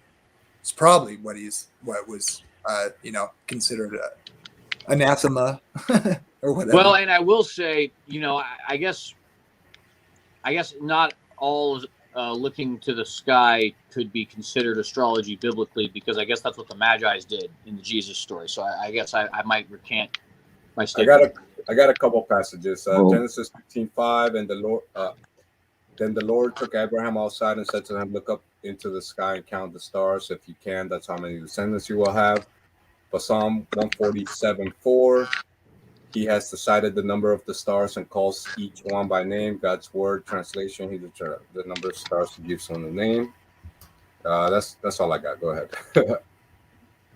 Well, and I will say, because I know that the kind of the appeal of it, right, is, well, Job and Adam and Abraham and all these guys, right? They didn't have a Bible, and they didn't have any of the Bible, right? Genesis hadn't even been started yet. And I know some people take the position that there's like every time you see these are the generations of, it's like somebody signing off. I don't really buy that, to be honest with you. But assuming that I'm right about that, then that would mean Moses is the first person to pen any of Genesis down. And obviously that's well before a lot of these figures, right? So I think I'm interested in that, right? In the idea that they had some kind of a Bible or gospel message. I guess it's just a question of like, is that actually coming through the stars per se? Because, that whole zodiac thing with Leo and Virgo and all that, I mean, that's all like the Jews didn't assign those, you're right? And it's not like the stars actually look like that. I mean, you can stare at the sky all day. You're not going to get a lion out of it, right? Well, is what's interesting about that, I think, is Actually, yeah, Leo and Scorpio do look like a lion and scorpion. But go ahead, Jamie Russell. Sorry. Yeah, I think. Have you seen Orion on a clear Idaho night, man? Yeah, that's my favorite. Oh my goodness, man! I can see it tonight if you go. Maybe I'm an right idiot. Now. I'm an idiot, but when I was a kid, I lived near the city, and so you wouldn't see much but the belt and the main stars, like the shoulder and like kind of the arm, which is just like 3 stars, and then the belt would kind of worked. But dude, like when you have like a super clear night, which I saw like when I came to visit out here before I moved out here, and of course there's like no cities out here, right? And I think it's a clear night. I wish there's some way I could take a picture of it, like the Orion constellation, which it seems to be an archer, by the way, rather than holding a club or whatever, like some of I think the Roman ones are. But like, dude, he's got a belt and the 3 belt stars, but then there's literally like a knife that looks like it's in a holster hanging off of the belt, like where it should be. And then his arms outstretched, and then the bow, there's like an old fashioned type bow, like from the old, like the way they look in like the old depictions or whatever from like ancient Near East, because it's kind of like a W shape slightly.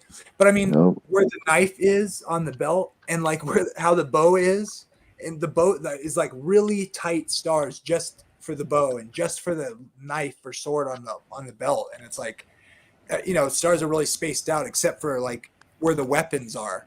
You know what I mean? It's like, that can't be a coincidence, bro. Like I know that sounds kind of weird, but it just seems so amazingly like perfect. It's weird. Well, and maybe it isn't, right? Like it's definitely possible. But it's just like there's so many things that have come out of that. Like the entire. The reason I've referenced the Zodiac so much is because I'm fairly certain. I'm going to have to look at it again, but I'm fairly certain that's what the actual claim is that the Zodiac tells the Bible story. Because you have Virgo and the lion and the ram and all that kind of stuff, right? Yeah, I think you're right. Like Zodiac and Mazareth, it's the same thing, just different cultural language terms. Right. Yep. Because it's the grouping of the constellations is what the Mazareth means.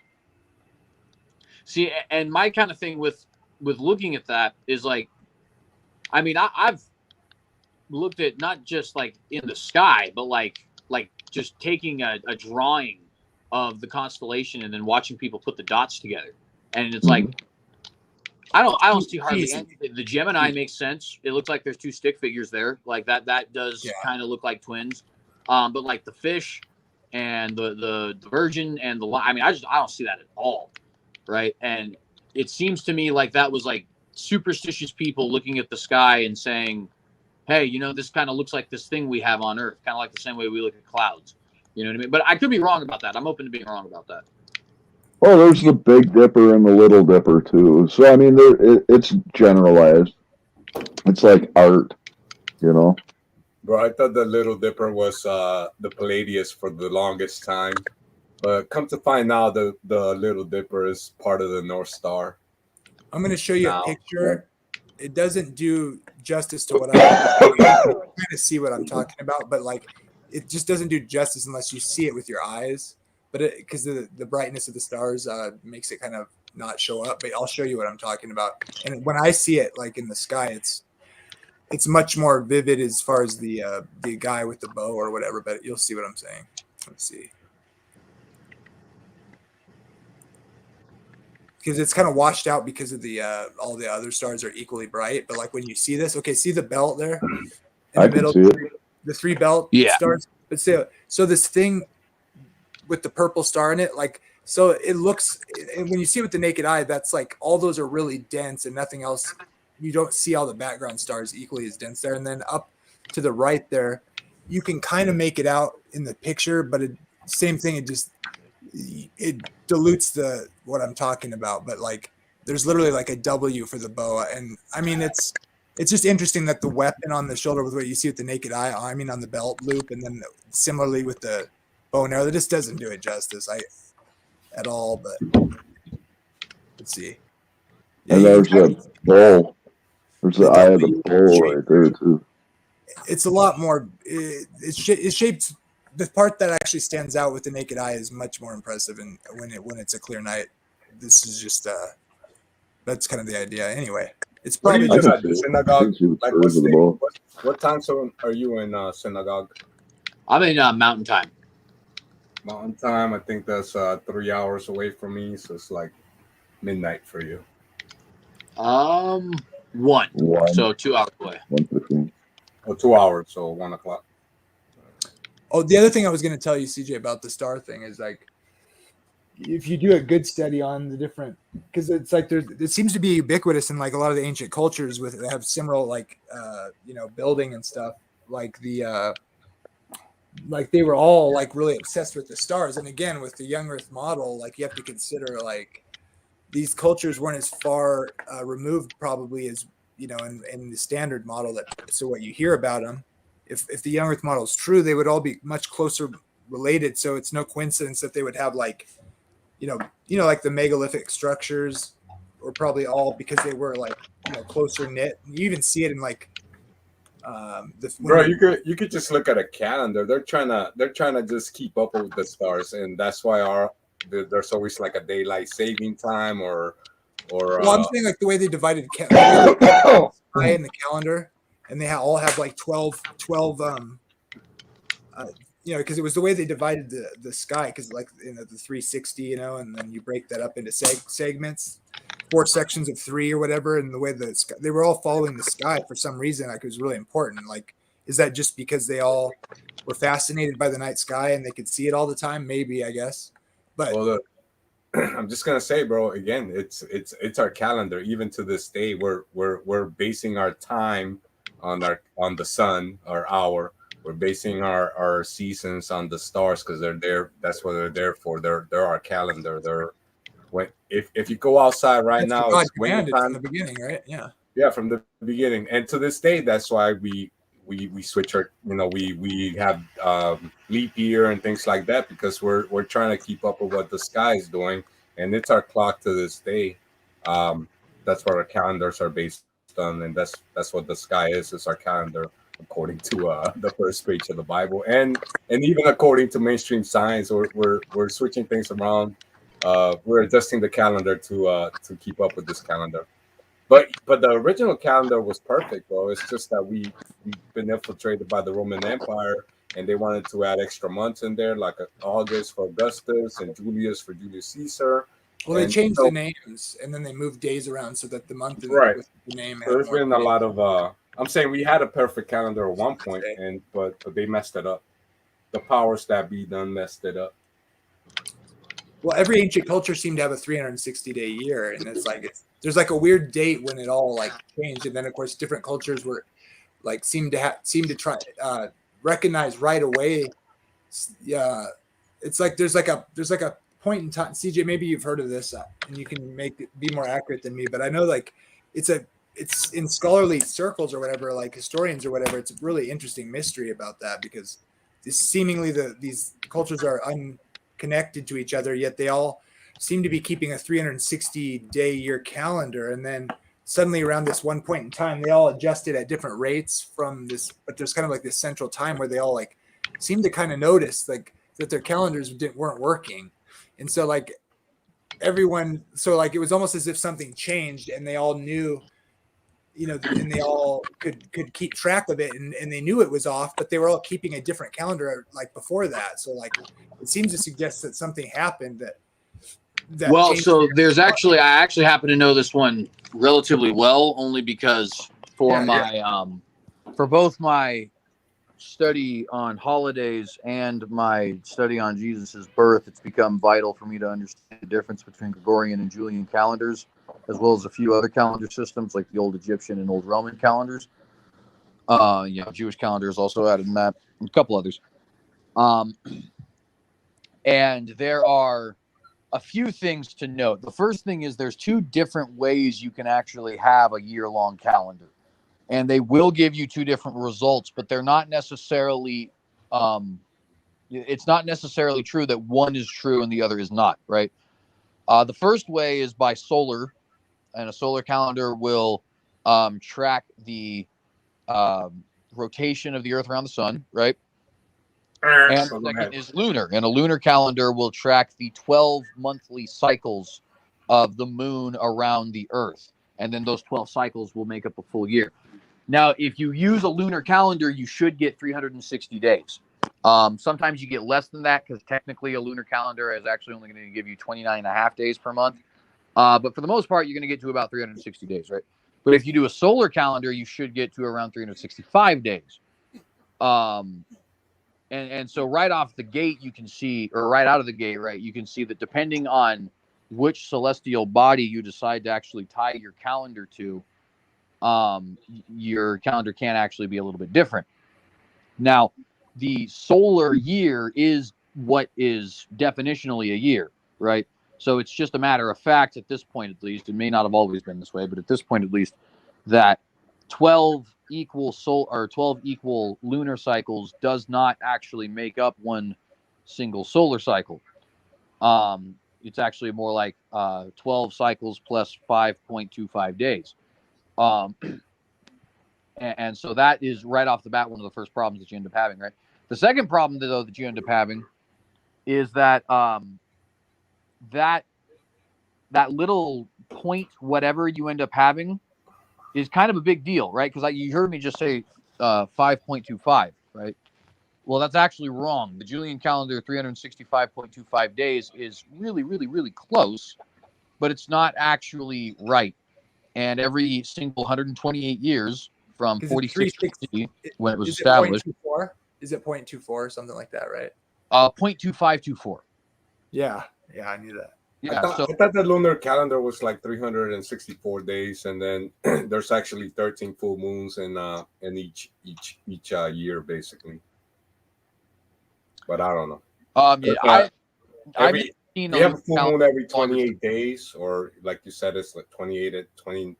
I think you said 29 and a half days. Yeah, it's 29 and a half days. Like so it kind of adds up to almost 365 days if you have 13 months, if you're following the moon. No, that would be too many, wouldn't it?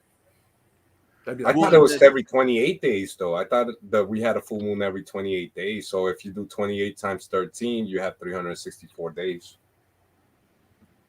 Wouldn't they? I would have to look into that. That would be interesting. Well, I think they do a watch for the full moon, like when they were looking to do the sheath offering and all that. And then some days it would come like they'd have to wait 2 days or something. Isn't that part of the whole thing with like a watch in the night sort of thing? Yeah, I think something happens at like the solstice or the equinox. I think that start growing again or something. I don't know, bro. But I gotta look into that again. It's been a long time. But yeah, man, they had something called the solar lunar calendar, and then I think every like so many years they would drop a day, as opposed to now we do it every 4 years. We drop a day. They had an extra month that they would to readjust. So it seems to me they were always adjusting for a year because otherwise the seasons would get off. And Right. so Well, we've excuse me. As far as recorded history is concerned, we've never had a perfect calendar. We may have in the distant past that we don't know about, but recorded history does not have a perfect calendar so far. The closest we got in the ancient days was the Julian. And the Julian was used between 46 BC and 1582. And it was off only by just the tiniest decimal of an amount. But when you're talking about thousands of years, that ends up becoming a big problem. Because once every 128 years, you would lose a day. By the time you got to the 1500s, you're 2 weeks behind the solar year, right? Which means your equinox is now showing up in April for some reason. So would they had adjust for a year? How Say would that they again? No, go ahead. I'm sorry. So once you got into 1582, they had a little bit more mathematically precise. Not perfect, by the way. Our modern Gregorian calendar will lose one day every 3,303 years. So wait. Isn't that why they took out like 14 days at one point? Yeah, there's actually, if you go to, it's 1582 on most calendars, 1700 in the Germanic-speaking world, and then I think 1752 in the English-speaking world, because that's with the different times that they actually made the switch from Julian to Gregorian. Oh, and then they had to remove the days. Because Exactly. it was like October something, right? Or something, I forget when. They just took out almost like 14 days or something like that. Is that right? Or 13 or something? Yeah, it depends on when exactly. So for each one of those groups, it's different. It's 10, 11, and 13. Oh, wow. Okay. Yeah, because you got to remember the Julian calendar loses a day every 128 years, right? So the longer you wait to adopt that calendar, everybody has. But the longer you adopt that calendar, the more days you have to remove. So did they realize they were off when they visited each other or something? I mean, how did that? It's weird. They realized they were off when it was the equinox, actually. The equinox and the equinox is supposed to be on, I believe it's March 21st, might be 22nd. And the solstices, of course, are supposed to be on the 21st of June and December. And what was happening was people were, looking in the sky, and you see the spring equinox, the autumn equinox, and the solstice, but it's 2 weeks away from when it was supposed to be, right? Like you're getting it in the beginning of April. It's supposed to be on March 22nd. And so people are starting to realize, okay, there's something up here. And what was really the concern for people was actually the calculation of Easter, right? Because Easter is based off of the calculation of the first Sunday from the equinox. Because each year it would only shift a tiny, tiny bit from the year prior. So as you're going through time, you wouldn't necessarily perceive it right away. It's only like looking back that it would seem like, well, what took them so long? Well, it's like, well, it was only a little different each time, right? So it's just like slowly shifting. Well, you got to think the first time you lose a day, because remember it's 128 years, right? So the first time you lose your very first day, you're now one single day behind the solar calendar. Everybody who was around when this thing was instituted is dead. Every single one of them, right? Yeah, exactly. Yeah, it'd be a slow burn shift, slow shifting. Yeah, exactly. And so, that's why it ends up taking. And now we have, mathematical calculations such that we can predict when it will actually lose a day. And that's so weird. That's so weird when you think about how that would happen in time. Like you really wouldn't notice. You'd have to have a reference where like it got so off, and then you had some historical like document or something that told you when it's supposed to be or something, right? Or it would have to be like, how would you even notice? Like, it's not like suddenly something rolls over and the day disappears. I mean, it's like shifting, right? Slowly. It's kind of weird to wrap your mind around. Yeah, I think what he said earlier is how they kind of like figured it out, or they got these big monolithic structures that align perfectly to the equinoxes and the solstices. So then they look at it and try to readjust or whatever. Something's not right. Well, CJ, that's the question for me. Like, so something I've been trying to like wrap my mind around just logically or thinking about, like, I feel like it's probably just like motivated preference or whatever, I guess. But it seems like, so like in the Bible, right? Like the prophetic years, when it talks about years, it uses a 360-day year calendar. And they call that, I guess, at least Protestants, in my experience, like the understanding, like scholarship is like prophetic calendar is 360-day years, right? And that may be just a result of it being when it was, written down. These day for year things was the calendar just was recorded as 360-day years, but I'm not sure about that. But it's called today like a prophetic calendar, right? And so Yeah, it's it's a based off 360-day the year. Jewish calendar. But when you're trying to do the count, looking back, it seems to me that God did it in a way of a day for a year would be actual solar years. You'd have to do the calculating. But I know people will like say, no, you still use 360-day years and you have to like adjust for that. And then they convert it into actual days. So they go from a day, prophetic day, to years because it's a day for a year. And then they take those years and turn them into 360-day years. And then they calculate by days. That just doesn't seem right to me because it tells you a day for a year, not a, you know what I mean? And so that's like something I can't find any good answers on, but it seems to me you should have to count actual solar years. Otherwise it doesn't, that would make it too confused. It doesn't tell you to calculate in days or, in 360-day years. It's just a day for a year, but you can make that decision in your mind. Like, well, does that mean we calculate the year? Because that would just not seem right to me through history, counting years like that, like by converting it to those days, if they were having to adjust the whole time in history. What do you think about that? You get what I'm saying? No one ever gets what I'm saying when I try to explain this, but do you know what I mean? So there is a couple things. One thing is we do definitely have somewhat of a distinction in calendars, only because the Jews did use a lunar calendar. And so, for example, when you get 3.5 years in Revelation, it's not 3.5 solar years; it's 3.5 lunar years. And that's just because that's just the calendar, and they use that calendar to this day, right? So it's kind of just, unfortunately, that kind of a difference there. Now, you open the up a thing whole is, can of worms with that, buddy. Say again. I said you're opening up in a whole can of words. I gotta, because anyways, go ahead. So, well, the thing is, lunar calendars do account for those differences if they're done properly. Usually, it's in the case of either a leap month or a leap week. Leap month is typically once every couple of years, and then the leap week is, I think, usually every year, if I'm not mistaken. But the point is, they talking about the 3.5 years. No, I'm talking about like how lunar calendars account for the lost time, right? Oh, right, because they adjust to keep the seasons in place, right? Exactly. So rather than having like leap days, like we would have, they have leap weeks and leap years, depending on the individual calendar. Or leap months, excuse me, not leap years, leap months.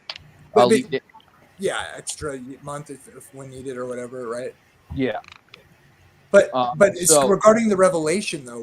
What's the time period there you're thinking of when you mentioned that in Revelation? Because you said it was prophetic years or something, right? Yeah. Well, so in Revelation it talks about the specific thing I'm talking about is when you have the witnesses. The witnesses rule for, if you do the calculation, it's 360 plus 360 plus 360 plus 180.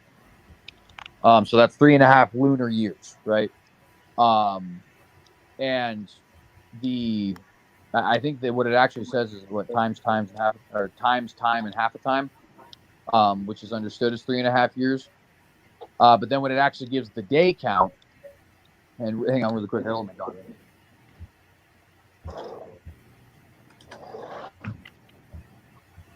But when it actually gives the day count, it listed at what was 1,260, right? And if you just do the math there, that's 360, 360, 360, 180. Yeah, right. Yep. So my interpretation is that those are prophetic days, so it's actually that many years. This is interesting, obviously, right? The difference or whatever, but yeah, right. That's right. Right. And so when it comes to, and that's just something that you just always have to take into account when you're looking at text that may use, a different understanding of timekeeping than you. It's kind of like when they say the first of the month in the Bible, they're not talking about January. right? Or not the first of the month, the first month. That doesn't mean that it's wrong. It just means it's not written in the United States of America or England or something like that. Talking about April. Yeah, exactly. It's about March, April area when they're talking about their beginning of the year. Sometimes if you're in like Chronicles, they'll talk about the economic year, which is in August, September. But that's actually a Babylonian thing. It's not actually a biblical thing. If you look at the Biblical Calendars Institution, it is, like Iger just said, it's in March, April area. I guess it would be when the solstice is, right? That's when the year will start, when the sun a little bit before, actually. Usually Nissan 1 will fall in the early part of March. So March 1st to March like 15th area. I'm sure it can go outside of those time frames, but like that's every year of my life. I'm pretty sure it's been in between one of those dates. Late March or early April. Say again? So like late March and early April. Well, late March, Never mind, April, go ahead, I bro. think is for the Passover. But the beginning of the month itself, because Passover is in the first month of the Hebrew calendar, but it's actually 2 weeks in, right? So Passover itself can be in April, but I don't think the first of Nisan actually can be in April. I think it's always in March. I could be wrong about that, though. Okay. No, I don't know. I don't know much about Hebrew culture like you do. So go ahead, bro. I'm just listening. To kind of briefly get back to the main point, right? The reason that's important is because like you'll see things, and this happens a lot in the Bible, by the way. Like for example, when they talk about the third hour, right? Jesus died on the third hour, but he'd also died on the sixth hour. Well, is that a contradiction? Well, not really. It depends on who you're talking about, right? In the case of one of those guys, I think it's Luke. Luke is using a Roman day, which is exactly like our own day, right? Most of our timekeeping practices come from the Romans, actually. But the other one, I believe, is John, who says he dies on the third hour. He's reckoning a day by a Jewish understanding, right? Now, are they both talking about the same thing as far as the 24-hour period of time? Yeah, they are. But how you actually record that 24-hour period of time is kind of up to the cultural interpretation, right? And it's the same thing with calendars and with, when the beginning of the year is and all that other kind of stuff. So that's something that we do always need to take into account when we're looking at this kind of stuff, I think.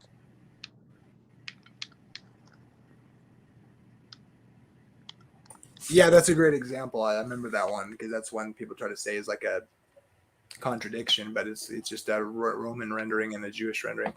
I'm trying to wrap my head around the whole time thing with the dates, and because I can see the 360-day year thing, like the way Adventists teach it is like that. They just can think of it as like a 360-day year is quote unquote a prophetic calendar year, or as a day for a year. It would mean it's like a hint that they would say it's like a hint that it's prophetic time, quote unquote. But it seems to me that may not be entirely accurate. It may work and it may be what's intended by the text, but it also may be just like a historical anomaly or whatever, that when the prophecies were written, they were running a calendar that was less understood or something. I don't know, or something to that effect. Not necessarily less, right? That's the thing. You got to remember. Yeah, I don't suspect so, huh? Yeah, because it's not right or wrong to go lunar or solar, right? Both are perfectly valid ways of timekeeping. They're just going to end up giving you slightly different particulars. You know what I mean? Well, it depends if they're adjusting for a solar year actually every year. If you're doing and that is true. Yes, that is true. You have to. That's the question in my mind. I want to figure out because it matters. Because like when I talked to, I expected you to have this view as I talked to Kenny or whatever, because the people who adjust Daniel's 70 weeks to, and they say that the very day he rode into Jerusalem on a donkey is exactly, whatever. But I feels like they're like, that's when they take a day for a year. And then when they have their year count, they times it by 360 days. And then they say the day lands exactly on that day. and so it must be true or whatever. And it's like, well, they don't have an exact date for the start count from that rendering, and they're working their way back, and it's pretty close, I think. And then it's like, oh, that's how they figure out that original starting date. But I see it seems to me that that's problematic for trying to figure out actual years when it tells you to do a day prophetically for an actual year. It doesn't tell you to convert it to the 360-day years. That seems problematic to me, because then your years would be off if they were adjusting their calendar according to the solar year. And it doesn't tell you to turn it into 360-day years, but I can see that being possible. Like, so a year is 360 days according to the prophecy, but like the way I was always taught it is like, no, the prophetic calendar is 360 days, but a year is a year, and you count it for a year. So now I'm trying to find answers to like, is that because it is compelling to say it lands on the exact day on 360-day years, but were they counting years that way? I don't think so. And it doesn't tell you to count in actual literal days. It tells you to count in actual years. You get what I'm saying? Like, this is like confusing. It's so confusing. And well, one thing that I would have you take a little bit of solace in is these facts can be overwhelming if you overthink them. But if you have, well, for lack of better term, I guess, some faith, but in the chronologers, I have kind of a bad stutter sometimes. I'm sorry. Then it's not something that actually is problematic, right? Because like, for example, when you're talking like that 360-day year in Revelation, well, there's no need to adjust if you're only talking about 3.5 years, right? Because you're not barely losing anything. When you're talking about multiple years on end, though, the calendars have systems built in to try and account for those loss of days. Oh, yes. You see, now that throws in a whole nother thing I hadn't even considered, right? Because I believe that prophecy, it's unclear whether it's like the one in Daniel and it's repeated in Revelation and talking about the same thing. But like you're saying, we know that the count for the one in Revelation is counting in 360-day year, using a 360-day year calendar. And so that would seem to suggest, if that part is literal days in its future, and you're supposed to still be, in their literal days in that kind of calendar, then that would almost suggest that you should be counting Daniel's prophecy and making actual 360-day years if you see it in the future and they're still using that for literal days, a 360-day year calendar. Do you get what I'm saying? That's so confusing. But I would say it's not necessarily it has to be that way, but it seems like, so like the interpretation I was taught is that, the two witnesses were, that whole thing is past. In other words, like that's day for a year too, and the two witnesses is like representing scripture and then it being trampled by the papacy and all that. Are you familiar with that at all? Or we don't have to get into that. Sorry, it's confusing. I guess I'm not familiar with that particular interpretation.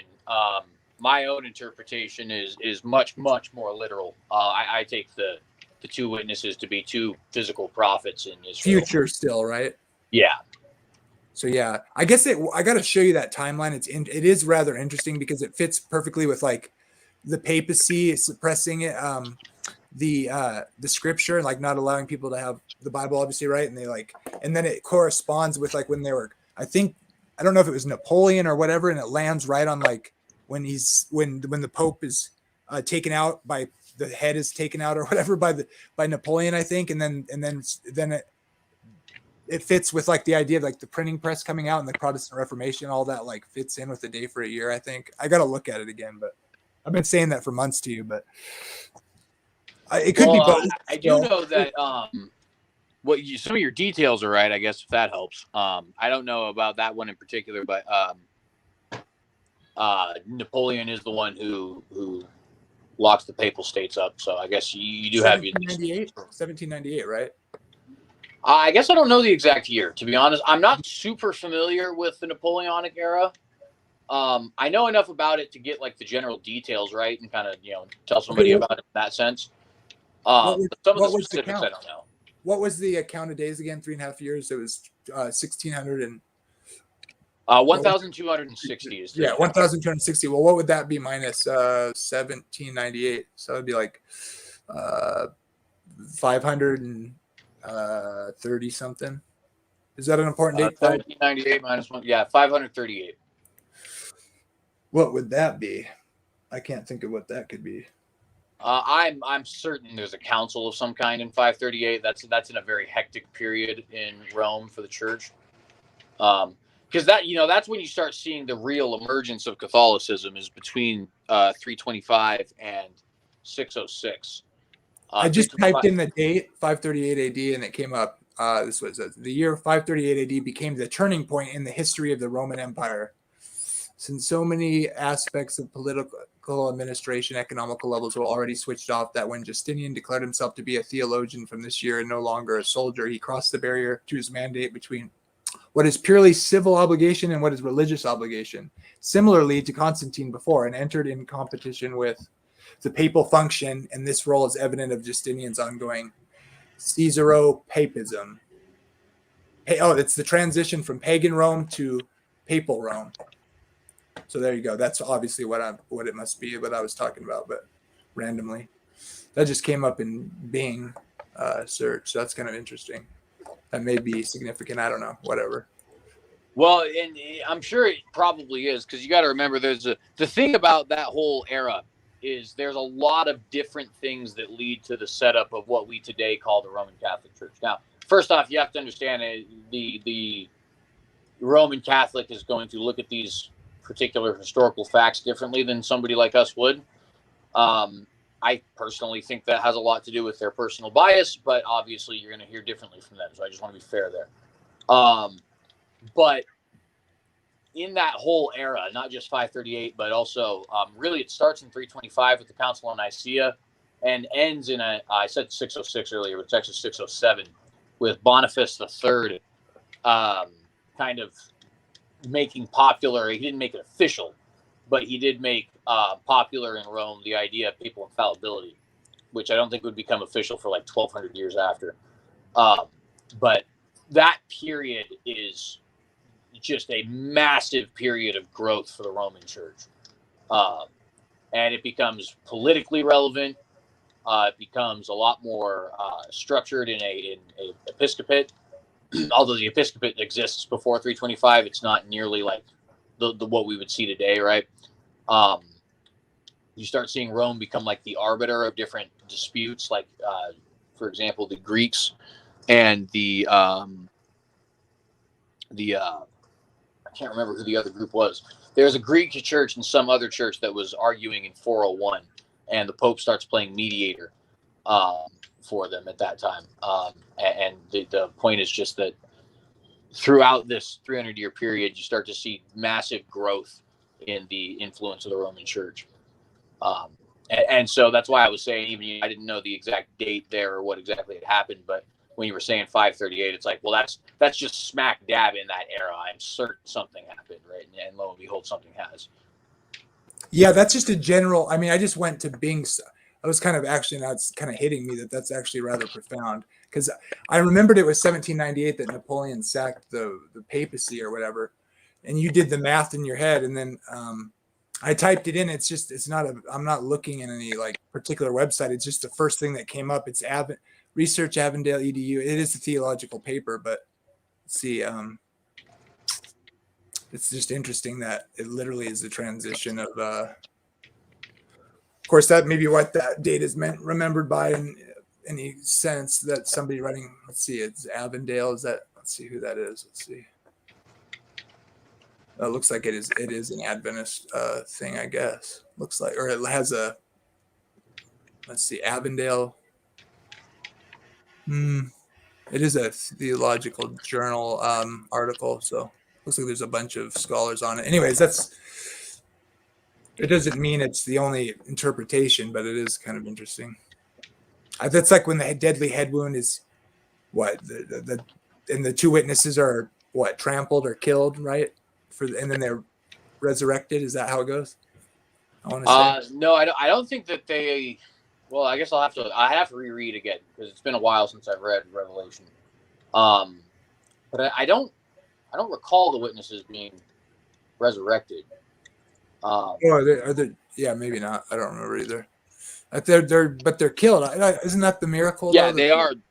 In fact, they're killed in the Bible.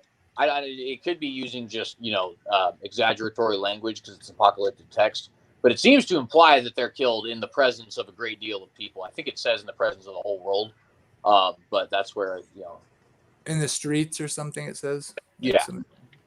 It is kind of also interesting that let's see, the two witnesses seem to be Elijah and Moses, right? And like those are the two. Well, that's actually not. Right? Or is that because of that?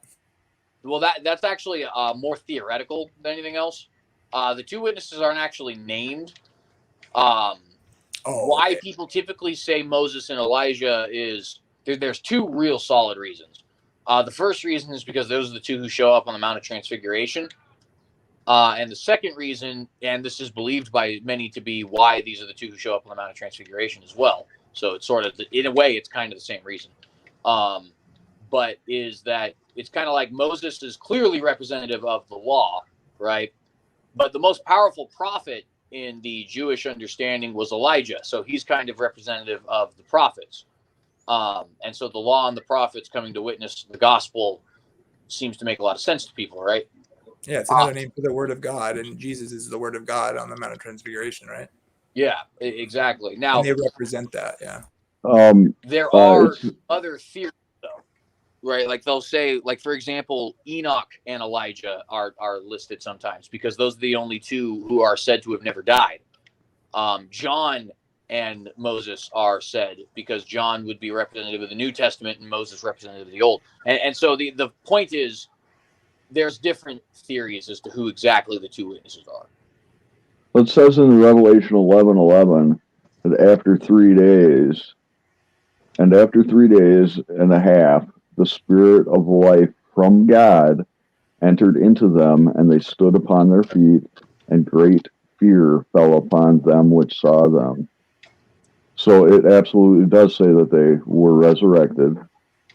And then in the verses prior, it says that the two witnesses, these are the two olive trees and the two candlesticks standing before the God of the earth. Capital G. Yeah, so and we all know that the God of the earth is God Almighty, the Creator, because He created the earth. The earth belongs to Him. Yeah, so I appreciate you pulling that up so that we had the actual quote there too. Yeah, it's in Revelation chapter 11. I'm sure Veckel, if he's still out in the audience there, he could get in on this. He knows about this stuff. He does makes a cartoon about it. It's pretty cool. And Kenny's there too. Really? It's just been a long time since I've read Revelation. Is kind of my only. That's why, as you guys can see, I am a little fuzzy on some of the details. Well, yeah, and the olive trees. If you do a study on the olive trees, there's mention of the olive trees in other portions of the Bible. I think there's even mentions of them in other portions of Revelation, right? Like Revelation 2 and 3. That could be. Let me see here. I actually got to go back and read this, honestly. Very symbolic, and the question is how literal to take parts of Revelation is difficult. And I'm going to probably disagree with most Christians on some of that stuff, but I think I'm very much open to these things having a dual purpose, because I am part of the historicist thing is accepting that a lot of it is still future yet.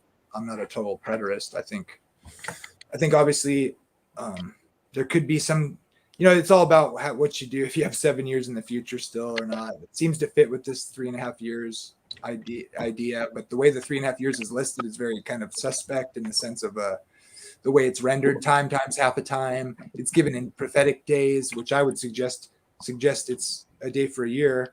But then you also have these potential reasons from Daniel 9:24 to 27 to think there could be this amount of a similar time period, that was not fulfilled in the first century. But even if not, there's other reasons because of the way it's listed in Revelation with events that could potentially not have happened yet, or in a literal sense that hasn't happened. I mean, it's weird because it's almost like it's supposed to be cryptic, maybe to fool Satan from understanding it. Like he seems to be fooled, for he never would have killed the Lord of Glory if he had known what he was doing, or whatever Paul says, right? That's absolutely right, Jamie. It's kind of a cool thought. Zechariah chapter 4 also mentions the 2 olive trees and the candlesticks. For sure. See, now you guys got me interested. And it's interesting. It's also verse 11 too. So Revelation 11:11, and then Zechariah chapter 4 verse 11. It says, "And then I answered and said unto him, What are these 2 olive trees upon the right side of the candlestick, and upon the left side thereof?"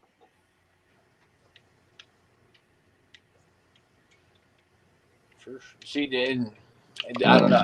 This is just getting me to think that I really should go back and reread this stuff, because I guess I didn't even realize until today.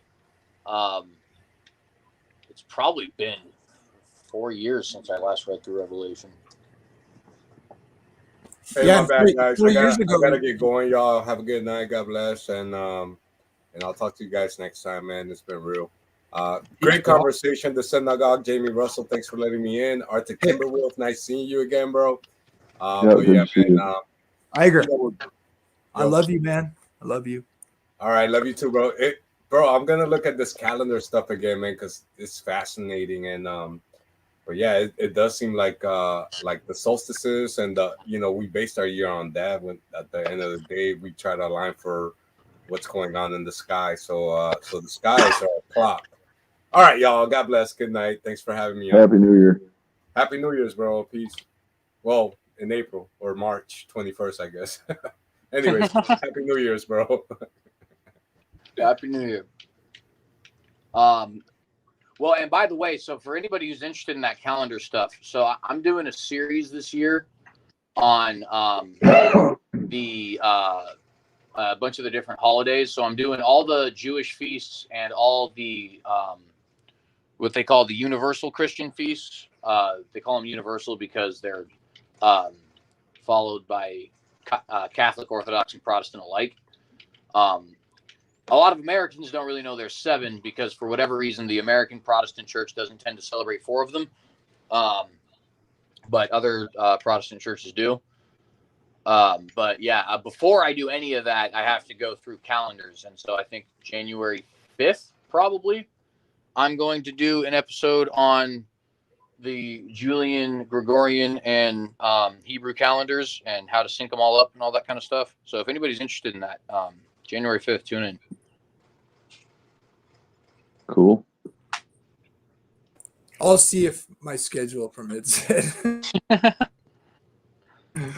Yeah, that'd be cool. Just make sure you check out the I have some things I want to talk to you about with the Christmas thing. I think the part about, I have a slideshow. I don't know if Rob Rowe made it, who, by the way, because some 19-year-old slack-jawed kid, some boy, never mind. Some guy told him I guess I blocked somebody who's being a jackass in my chat. There's Kenny, and he not only took my wrench away, but then he blocked me from his channel, and he won't answer my messages to him. I'm like, dude, come on. Who blocked you from the channel? That happens to me a lot, Jamie. He took my wrench, and then he blocked, and then he made it so he ghosted me from his channel, and he won't answer my messages for the last 3 weeks, and I couldn't figure out why. And I still don't know, except for that. Yeah. CJ, you should stop doing that to Jamie. I think it was Kenny. Kenny threw me under the I threw you under the little yellow bus. Jamie, I got blocked on your side chat tonight. By who? There's Really? only one person with a wrench here. Really? Yep. I see your comments in the live chat right now, though. Yeah, I don't see you. I saw you in the live chat. Anyway, doesn't matter. Really? Yeah, because I reload and my first comment, I said hi, Jamie, and that one's on there. And then I tried to say hi to Edgar, and then I reloaded it, and my comment's gone. If anybody blocks anybody or wants to, just run it by me first, because I don't like to block people unless they're being just totally bumptious.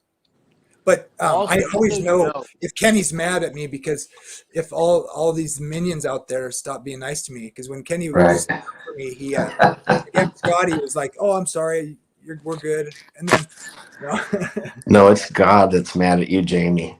oh really? Why? He's Oh, been just mad so at me you for know, 50 Mark, years, but I finally got him off my back and onto your back. I know it's okay. It's okay, but as long as I'm saved, I'm okay. Yeah, hey, if you guys could pray for me, my back literally went out as soon as I got home here. And I'm already going through the withdrawal syndromes, the leg and arm pain and the sweats, and now I literally can't move. And I finally stopped crying, No, but there's no way I can sleep. oh, we lost him. He'll be Oh, back. what happened? He probably got cut Sorry off. to hear that. So let's see. Do you understand what I'm talking about with the day of the year thing? Because it's so hard to like even say it. Like I don't even. I gotta like make a diagram or something to explain what I'm saying. Do you get? Does it make any sense, or is it not coming through? Some does and some doesn't. I'll be honest. Yeah, that's fine. It's hard to know how to even articulate it. Like I'm gonna try really hard one more time. So when we do like the day for a year, right, with the 70 weeks, of course, you don't even do that really. You don't even do a count per se, but you understand that the days are a year, right? At least in some sense, even the blocks. Okay, so the days that the text gives you to count does increments of the days are based on a 360-day year calendar. Like maybe I guess not in the 70 week. Oh, there he's back. But so I don't know if Kenny understands it either when I tried to explain it to him, or I'm retarded. Yeah, I think CJ did a great job explaining it to you. I've said nothing different. I'm not sure why you can't grasp that there has to be a conversion. Well, that's It's not that we're pushing the modern calendar back on the Old Testament. It's just that we have gone back in time and reckoned a calendar from the future, and it has to line up with the way Scripture, indicated and counted time. So, Revelation, the 400 and what is it, 1280 days. Yeah, that's exactly a 360, right? Yeah, 360. Yeah, it's exactly lines up exactly with Daniel. You've got the extra 70 days and the 40 days, or the 75 days, or no, the 40 days and then the 30 days for cleansing the temple, 40 days for the sheep and goats. That's Daniel's 1370 days or something like that. Right. It all works out. Yeah, but what I'm saying is like the text says to convert the days to years, and like during history throughout time they would adjust to an actual solar year. But I get it. But like then like what you're saying is when it uses the same kind of timekeeping and it calls it 3.5 years, and then when it works it out to days, it's suggesting to do the count in a 360-day year calendar. Yeah, that makes sense. I get that. But my question is like, you're trying to like put a pin in a certain date. They weren't actually rendering their flow through time with a 360-day year calendar. That is, yeah, they were resetting. I see what you're saying, though. Okay. And so, like looking at it from outside the stream of time, you can it looks good, but then through time, if you're ever like keeping track of the different things, they were adjusting the years for an actual solar year. So that seems problematic, I guess, is what I'm saying. here's the thing. There's no other way to get around the fact that you have from the decree, Nissan, 14th there, CJ, something like that. Yeah, Nisan 14th is the first day of the Passover feast. Yeah, something from the going forth of the decree until Messiah the Prince. It's 170,880 days. So no matter how you count it, from the time that decree goes forth, Jesus shows up after the 69 sevens, which would be the 483 days or 483 solar years. You just have to make the conversions because we're looking back and we've done some adjustments to our calendar. It's really not a hard thing. It's just an adjustment into similar, weighing, weights, coinage and stuff the same way we do today, internationally. Same principle.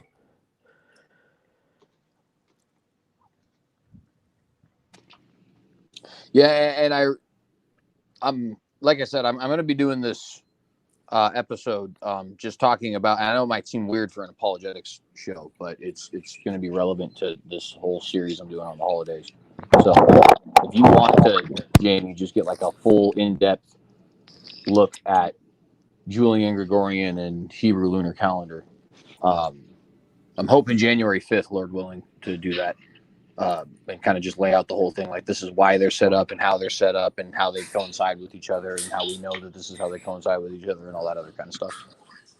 Well, I concede that makes sense, and it's interesting how that can work, and that when you look at how that ties to Revelation and it counting days and rendering it in days and then rendering it in years, suggesting that the days are literal years in that sense on that 360-year calendar. The problem I see that. I'm just saying it's when the text actually doesn't say to convert it to days and it's saying convert days into years, end of story. And then you consider in time they weren't keeping years by 360 days because they were having to adjust for it, and you're told to adjust to years. No, we adjust for it. They didn't adjust for nothing. We're putting it into our context. I thought their calendar had to like put in an extra month every so often and like extra days. Well, sure, but that's regardless of the way we look backward and reckon, say, on our calendar when the Vesuvius erupt. We can know that. It was year, I don't know, 3,000 something for the Jews, but it was, 80, 70 or 70 BC or whatever. I think it was BC. I can't remember. I'm in too much pain. But that's the kind of conversions we need to do. We go from astronomical events, count the days back to it. Who cares if it's a 360 or a 365 year? You can still know exactly what day it was, and adjustments can be made for various different calendars. So you're saying, go ahead. I was just going to say, to give you kind of a really brief and somewhat simple example of that, and it's simple because it's just the Julian to Gregorian calendar, so it's a pretty easy switch. So if you're a historian of George Washington, you will run into a problem if you use primary sources that talk about his life for the first, I think, let's see, how old did he be in 1752? 15 years of it. Would it be 15? No, it'd be 20. The first 20 years of his life. The reason you're going to have problems with that is because for the first 20 years of his life, the year is going to be reckoned first off as Julian, not as Gregorian, and second off as starting on March 25th, not on January 1st. Now, it's a very easy problem to solve once you synchronize the calendars, but to give you an idea what the problem is, George Washington's birthday in primary sources, meaning sources that come from his own time, is February 11th, 1731. And his birth on a modern day calendar is February 22nd, 1732. Well, how does that work, right? That doesn't seem to make any sense. Well, if you backdate because now that we've done the whole Gregorian Julian switch, first off, we now start our years at January 1st, not March 25th. So he was not in the year 1731 by our reckoning. He was in the year 1732. And we have now lost those quote unquote lost, because really you gained them back and got more in line with the solar calendar. Those 11 days between the 11th and the 22nd. And so that as a result, it's the same day. He's obviously not born on a different day, right? But it's going to look different if you're using a primary versus a secondary source, or if you're using a primary source from 1756 versus 1750. Now that's a very easy switch over, right? You just have to account for the days lost in the Julian calendar, so to speak. And again, air quotes on lost, because you actually gain them back. And yeah, okay, I see. Yeah, it wouldn't actually change. Converting the year, going by these, timesing the years by 360-day years doesn't actually mess anything up per se for the count. It just it would be, like you said, looking back, it would be like an adjustment. Exactly. A similar scenario, I guess, would be somebody who's born on February 29th. So wait, I can't just change the date and then be younger, and literally be younger. Literally, man. Huh? Sorry, never mind. I'm just joking. I'm really good at interrupting people in the middle of their thought. Sorry. Hi, Beckel. I'm going to interrupt you now, Beckel. Come on, man. Hello. Can you guys hear me? Yep. Finally caught one of your weird hours. Your weird. Oh yeah. Your live streams during your weird hours. It's like 4 a.m. for you, eh? Yeah. So usually getting ready for work at this time anyway. So, are you using a 360-day year calendar to be biblical now? Who, me? Yeah. No. Do you have any comments? Go ahead. Man. Oh, I don't know. I guess. Sure. Why not? How do you figure all the Revelation stuff? Right? Is that the your cartoon has all that in the future? Obviously, the 2 witnesses, right? Yeah. I don't go into specifics on regarding the chronology or the time of the year or the season, anything like that in the cartoon. In fact, the series, if you watch the series, it kind of goes back and forth with the way the story's been told. But I think people who are familiar with scriptures already know, what the how things go chronologically, I guess, and to some degree. Of it, yeah, it's confusing, right? Do you think there's the 70 years were fulfilled, or is there 7 years to go in the future? Yeah, that's a good question. I don't know, man. I really don't know. I've studied Daniel, but I feel like there's a lot more I can learn. So, and I've heard the arguments on both sides. We're in this the 70th week now. Some say we're in the 69th week. Some say we're in the space between the 69th and 70th week. So I really don't know. Yeah, there's sides like hungry hippos, man. There's like times 10, because CJ has some weird view that I never even knew existed, where like he doesn't even care about the chronology of the 70 weeks. Like they could be all over the place, basically. I mean, they could be on the moon, or they could be like full creation. And no, I mean, like it's not even. I didn't even know people. It seemed like everybody I thought was like desperately trying to make a chronology in some sense, like. But CJ's view doesn't have that. He doesn't think you can, I guess, right? Well, it's not so much that. It's that I don't think you can do it straight. I think that the breaking up of the weeks into 762 and 1 is intentional. Because you can't just do a straight 490-year shot and get to Jesus. It just doesn't work. And especially, I mean, if you start looking about the history about what exactly is taking place. I mean, the decree, every single one of the prophets, when they're talking about the decree to Jerusalem, is talking about Cyrus. No, Kenny, straighten him out. He says that it has to be Cyrus' decree. Well, he's got a lot of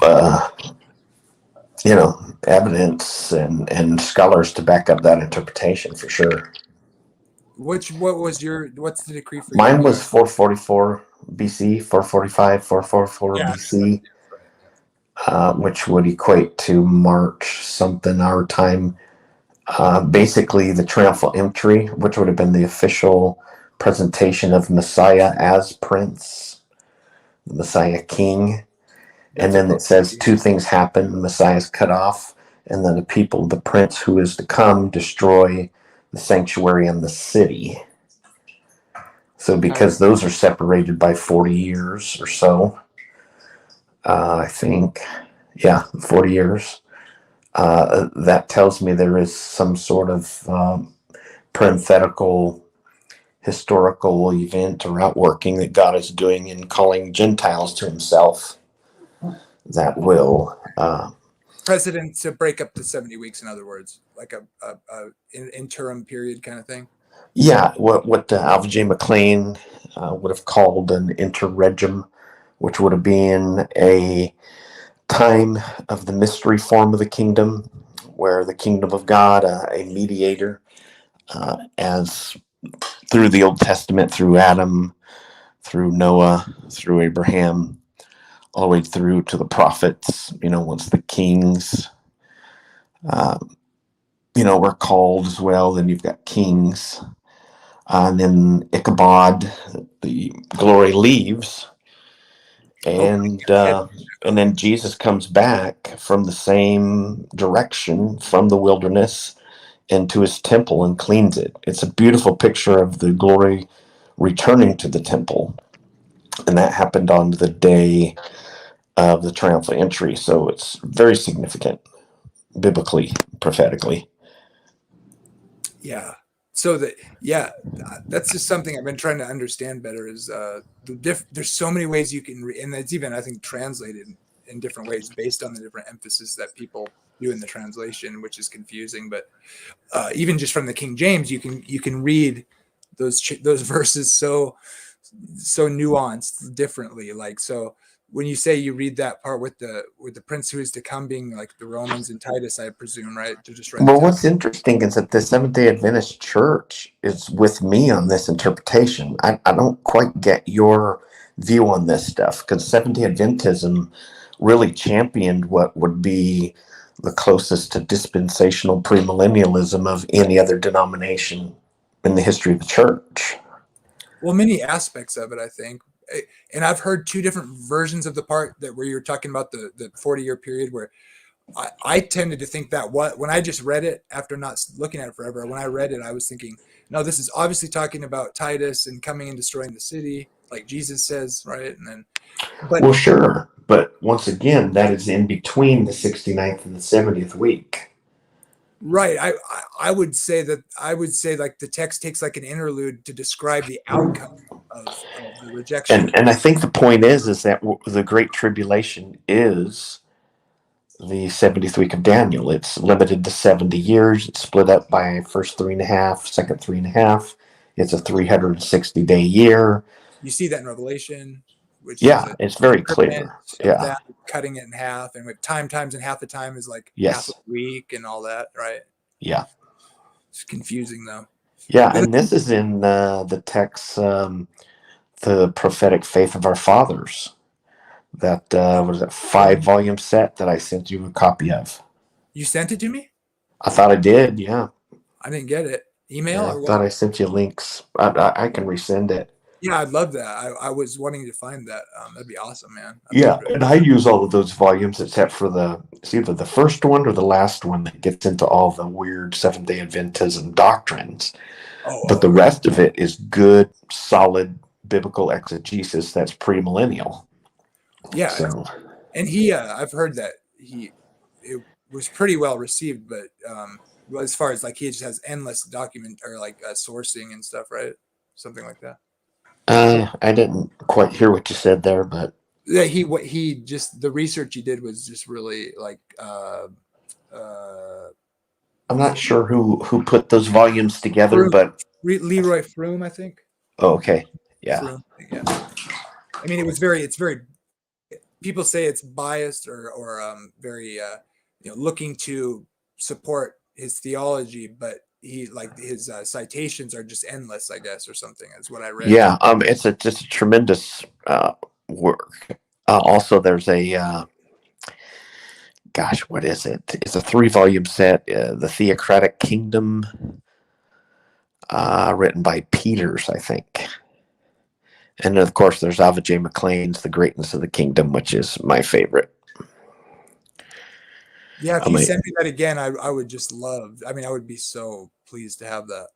I didn't see it. I don't know if you emailed it or texted something or whatever, but I was just in Oregon, in Medford. Oh, really? I was almost up to you. I know. Yeah, I'm way up there, but yeah, anytime, man. My in-laws live in Vancouver. Oh, isn't that? Where's that? That's north of like Seattle, isn't it? No, it's a small city right over the border of Oregon. Not the big Vancouver, but oh yeah, that's the other Vancouver, right? Yeah, a little, but they go to that giant Calvary Chapel church there. Oh yeah, my best friend's mom, I think, used to live right there too. Actually, yeah, Daniel's the pastor. Guy's got dreadlocks down to his butt. Okay. Yeah, you can look him up. Washington, Vancouver, Calvary Chapel, something like that. Is it not Vancouver? Yeah, it's not BC Vancouver, right? It's the one in is that northeastern, or is that I think it's just right over the border from Oregon, Portland, and then Vancouver, Washington. I think. That's right. I'm tripping. I can't think of it. Yeah, my friends. We used to go down to Salem, Portland, and the I-5 corridor there growing up. So. Right. Yeah, we just shot right up I-5 as well. Because where we live, you have Modesto that's on 99, and then Patterson, which is where I-5 is. But once you get basically right at Lathrop, Manteca, Lathrop. That's north. That's where I-5, runs, and then you have cities right in between I-5 and Highway 99. Yep. And it's like that all the way up. Yep, Seattle has 99 all the way through up north past Seattle. Into all the way up. Yeah, I-5 and 99, and that's the way. And then, of course, here in the Central Valley, all the cities are off of 99 when you go south. If you hit I-5 south from, Modesto, you're not going to have hardly any cities that you go through. Maybe a few side cities, but you've got Fresno, Bakersfield, all the way down. That's the hood in Seattle. Like 99 in South Seattle is like White Center and like they call it Rat City. It's like all the hotels with the lights on it. It's like the old highway basically. Yeah, I live about 5 minutes off of 99 in Modesto, and then I live right smack dab in between 99 and I-5 in Manteca. Sounds like the hood. Oh, it is the hood. I knew it. Yeah, when I was born, the city had 20,000 people, and now it's 200,000. About that, I think. CJ lives in the hood of I won't say online, but in a very gangster state. Well, I did. He probably lives in a sissy state. Oh, you did? That's right, in the other state. Yeah, I used to live in Nevada, and that was actually, to be honest with you, it's somewhat interesting. A lot of people don't think of Nevada, but if you're on the west side of the country, so both of you probably would think about it, but a lot of people outside of the west don't tend to think of Nevada as a hotbed for gang violence, but it totally is. Oh yeah, I've seen Reno 911. It's and I've seen Beverly Hills 90210. I bet. That's pretty gangster too. It's Hollywood's backside, if you will. Yeah, you know what's kind of interesting, CJ? You might find this really interesting. Is I just found a picture of my great aunt, but her name was Jean, and I forget her last name right off the top of my head, but she worked at Area 51. That's super cool, actually. Yeah, and you know, I live about an hour east of Lawrence Livermore Lab. So there's been UFO sightings out in the Tracy, California area, right by the rivers and stuff for many, many years. But you know, they center around a lot of military activity, technology, things like that. They're very interested in technology, and this is just Genesis 6 all over. However, they pulled it off the first time. They're working on it a second time. Very interesting, man. The Lord's coming back sooner than I ever imagined. I believe that. So that actually, I want to pivot to that real quick. What is your understanding of things like UFOs and stuff? I've always kind of seen them as kind of like just basically like ununderstood human aircraft. Well, most of them are. Yeah, most of them are. Oh, I'm talking to the guys. Sorry to wake you up. Me and Kenny did a stream. I don't know if Not you guys. totally fine, but at least I'm not, crying. We're distracting him for a while, but Yeah. show. They're distracting me, keeping my mind off of the excruciating pain I'm in. Did you guys see the stream I did with Kenny? It's pretty intense on aliens or whatever. It was demon alien stuff. Yeah, that was pretty cool. Pretty trippy. But Dr. Ross says that about 1%, and they're called residuals, are UFOs. Back when he wrote Lights in the Sky and Little Green Men, and they mimic encounters with demonic forces. They're preoccupied with human sexuality. They're very interested in human reproduction. Very, very fascinating. Just everything that the demons are interested in, the quote unquote aliens are interested in. So my belief is that they're just fallen angelic beings that had the same ability that we see when angels showed up in the Old Testament. They could portalize, build a body instantly. Fallen angels could most definitely build things the way we build them, and their technology is far advanced. So I would say that most of them are simply, mistaken, but there's enough, and now the military's releasing videos of them that we know that there's something very, very strange going on. It's a residue. Yeah. It's about 1% CJ of all sightings. Yeah. Be skeptical. Go ahead. Ask some more questions. Well, so I guess there is definitely a couple I would want to ask. I don't know if I'd necessarily be skeptical per se. I'm definitely skeptical of like actual alien life, but that's not what we're talking about. Oh yeah, I would never say that they're actual biological lives that God created or evolved or whatever. That seems to be an impossibility. Yeah, I totally agree there. Yeah, in the sense of space travel. I mean, they could live on other planets, would never know, but they certainly couldn't travel here. Yeah, exactly. Right. Like it seems like things like I mean, the Fermi paradox alone to me. Yeah, we have no terms for that equation, so it's basically worthless. Yeah, so exactly. But that said, though, so that since that's not necessarily what's being talked about, I think I could be open to this kind of an idea. My only, well, I guess I can't say only. So I'll get a couple of questions then. So the first thing I'd say is, I've heard some people say that when the different quote craft do things that are like not physically possible, it seems like 180. Yeah. that it's because of a supernatural nature. Would you say that, or would you say something more like it's just a really advanced piece of technology?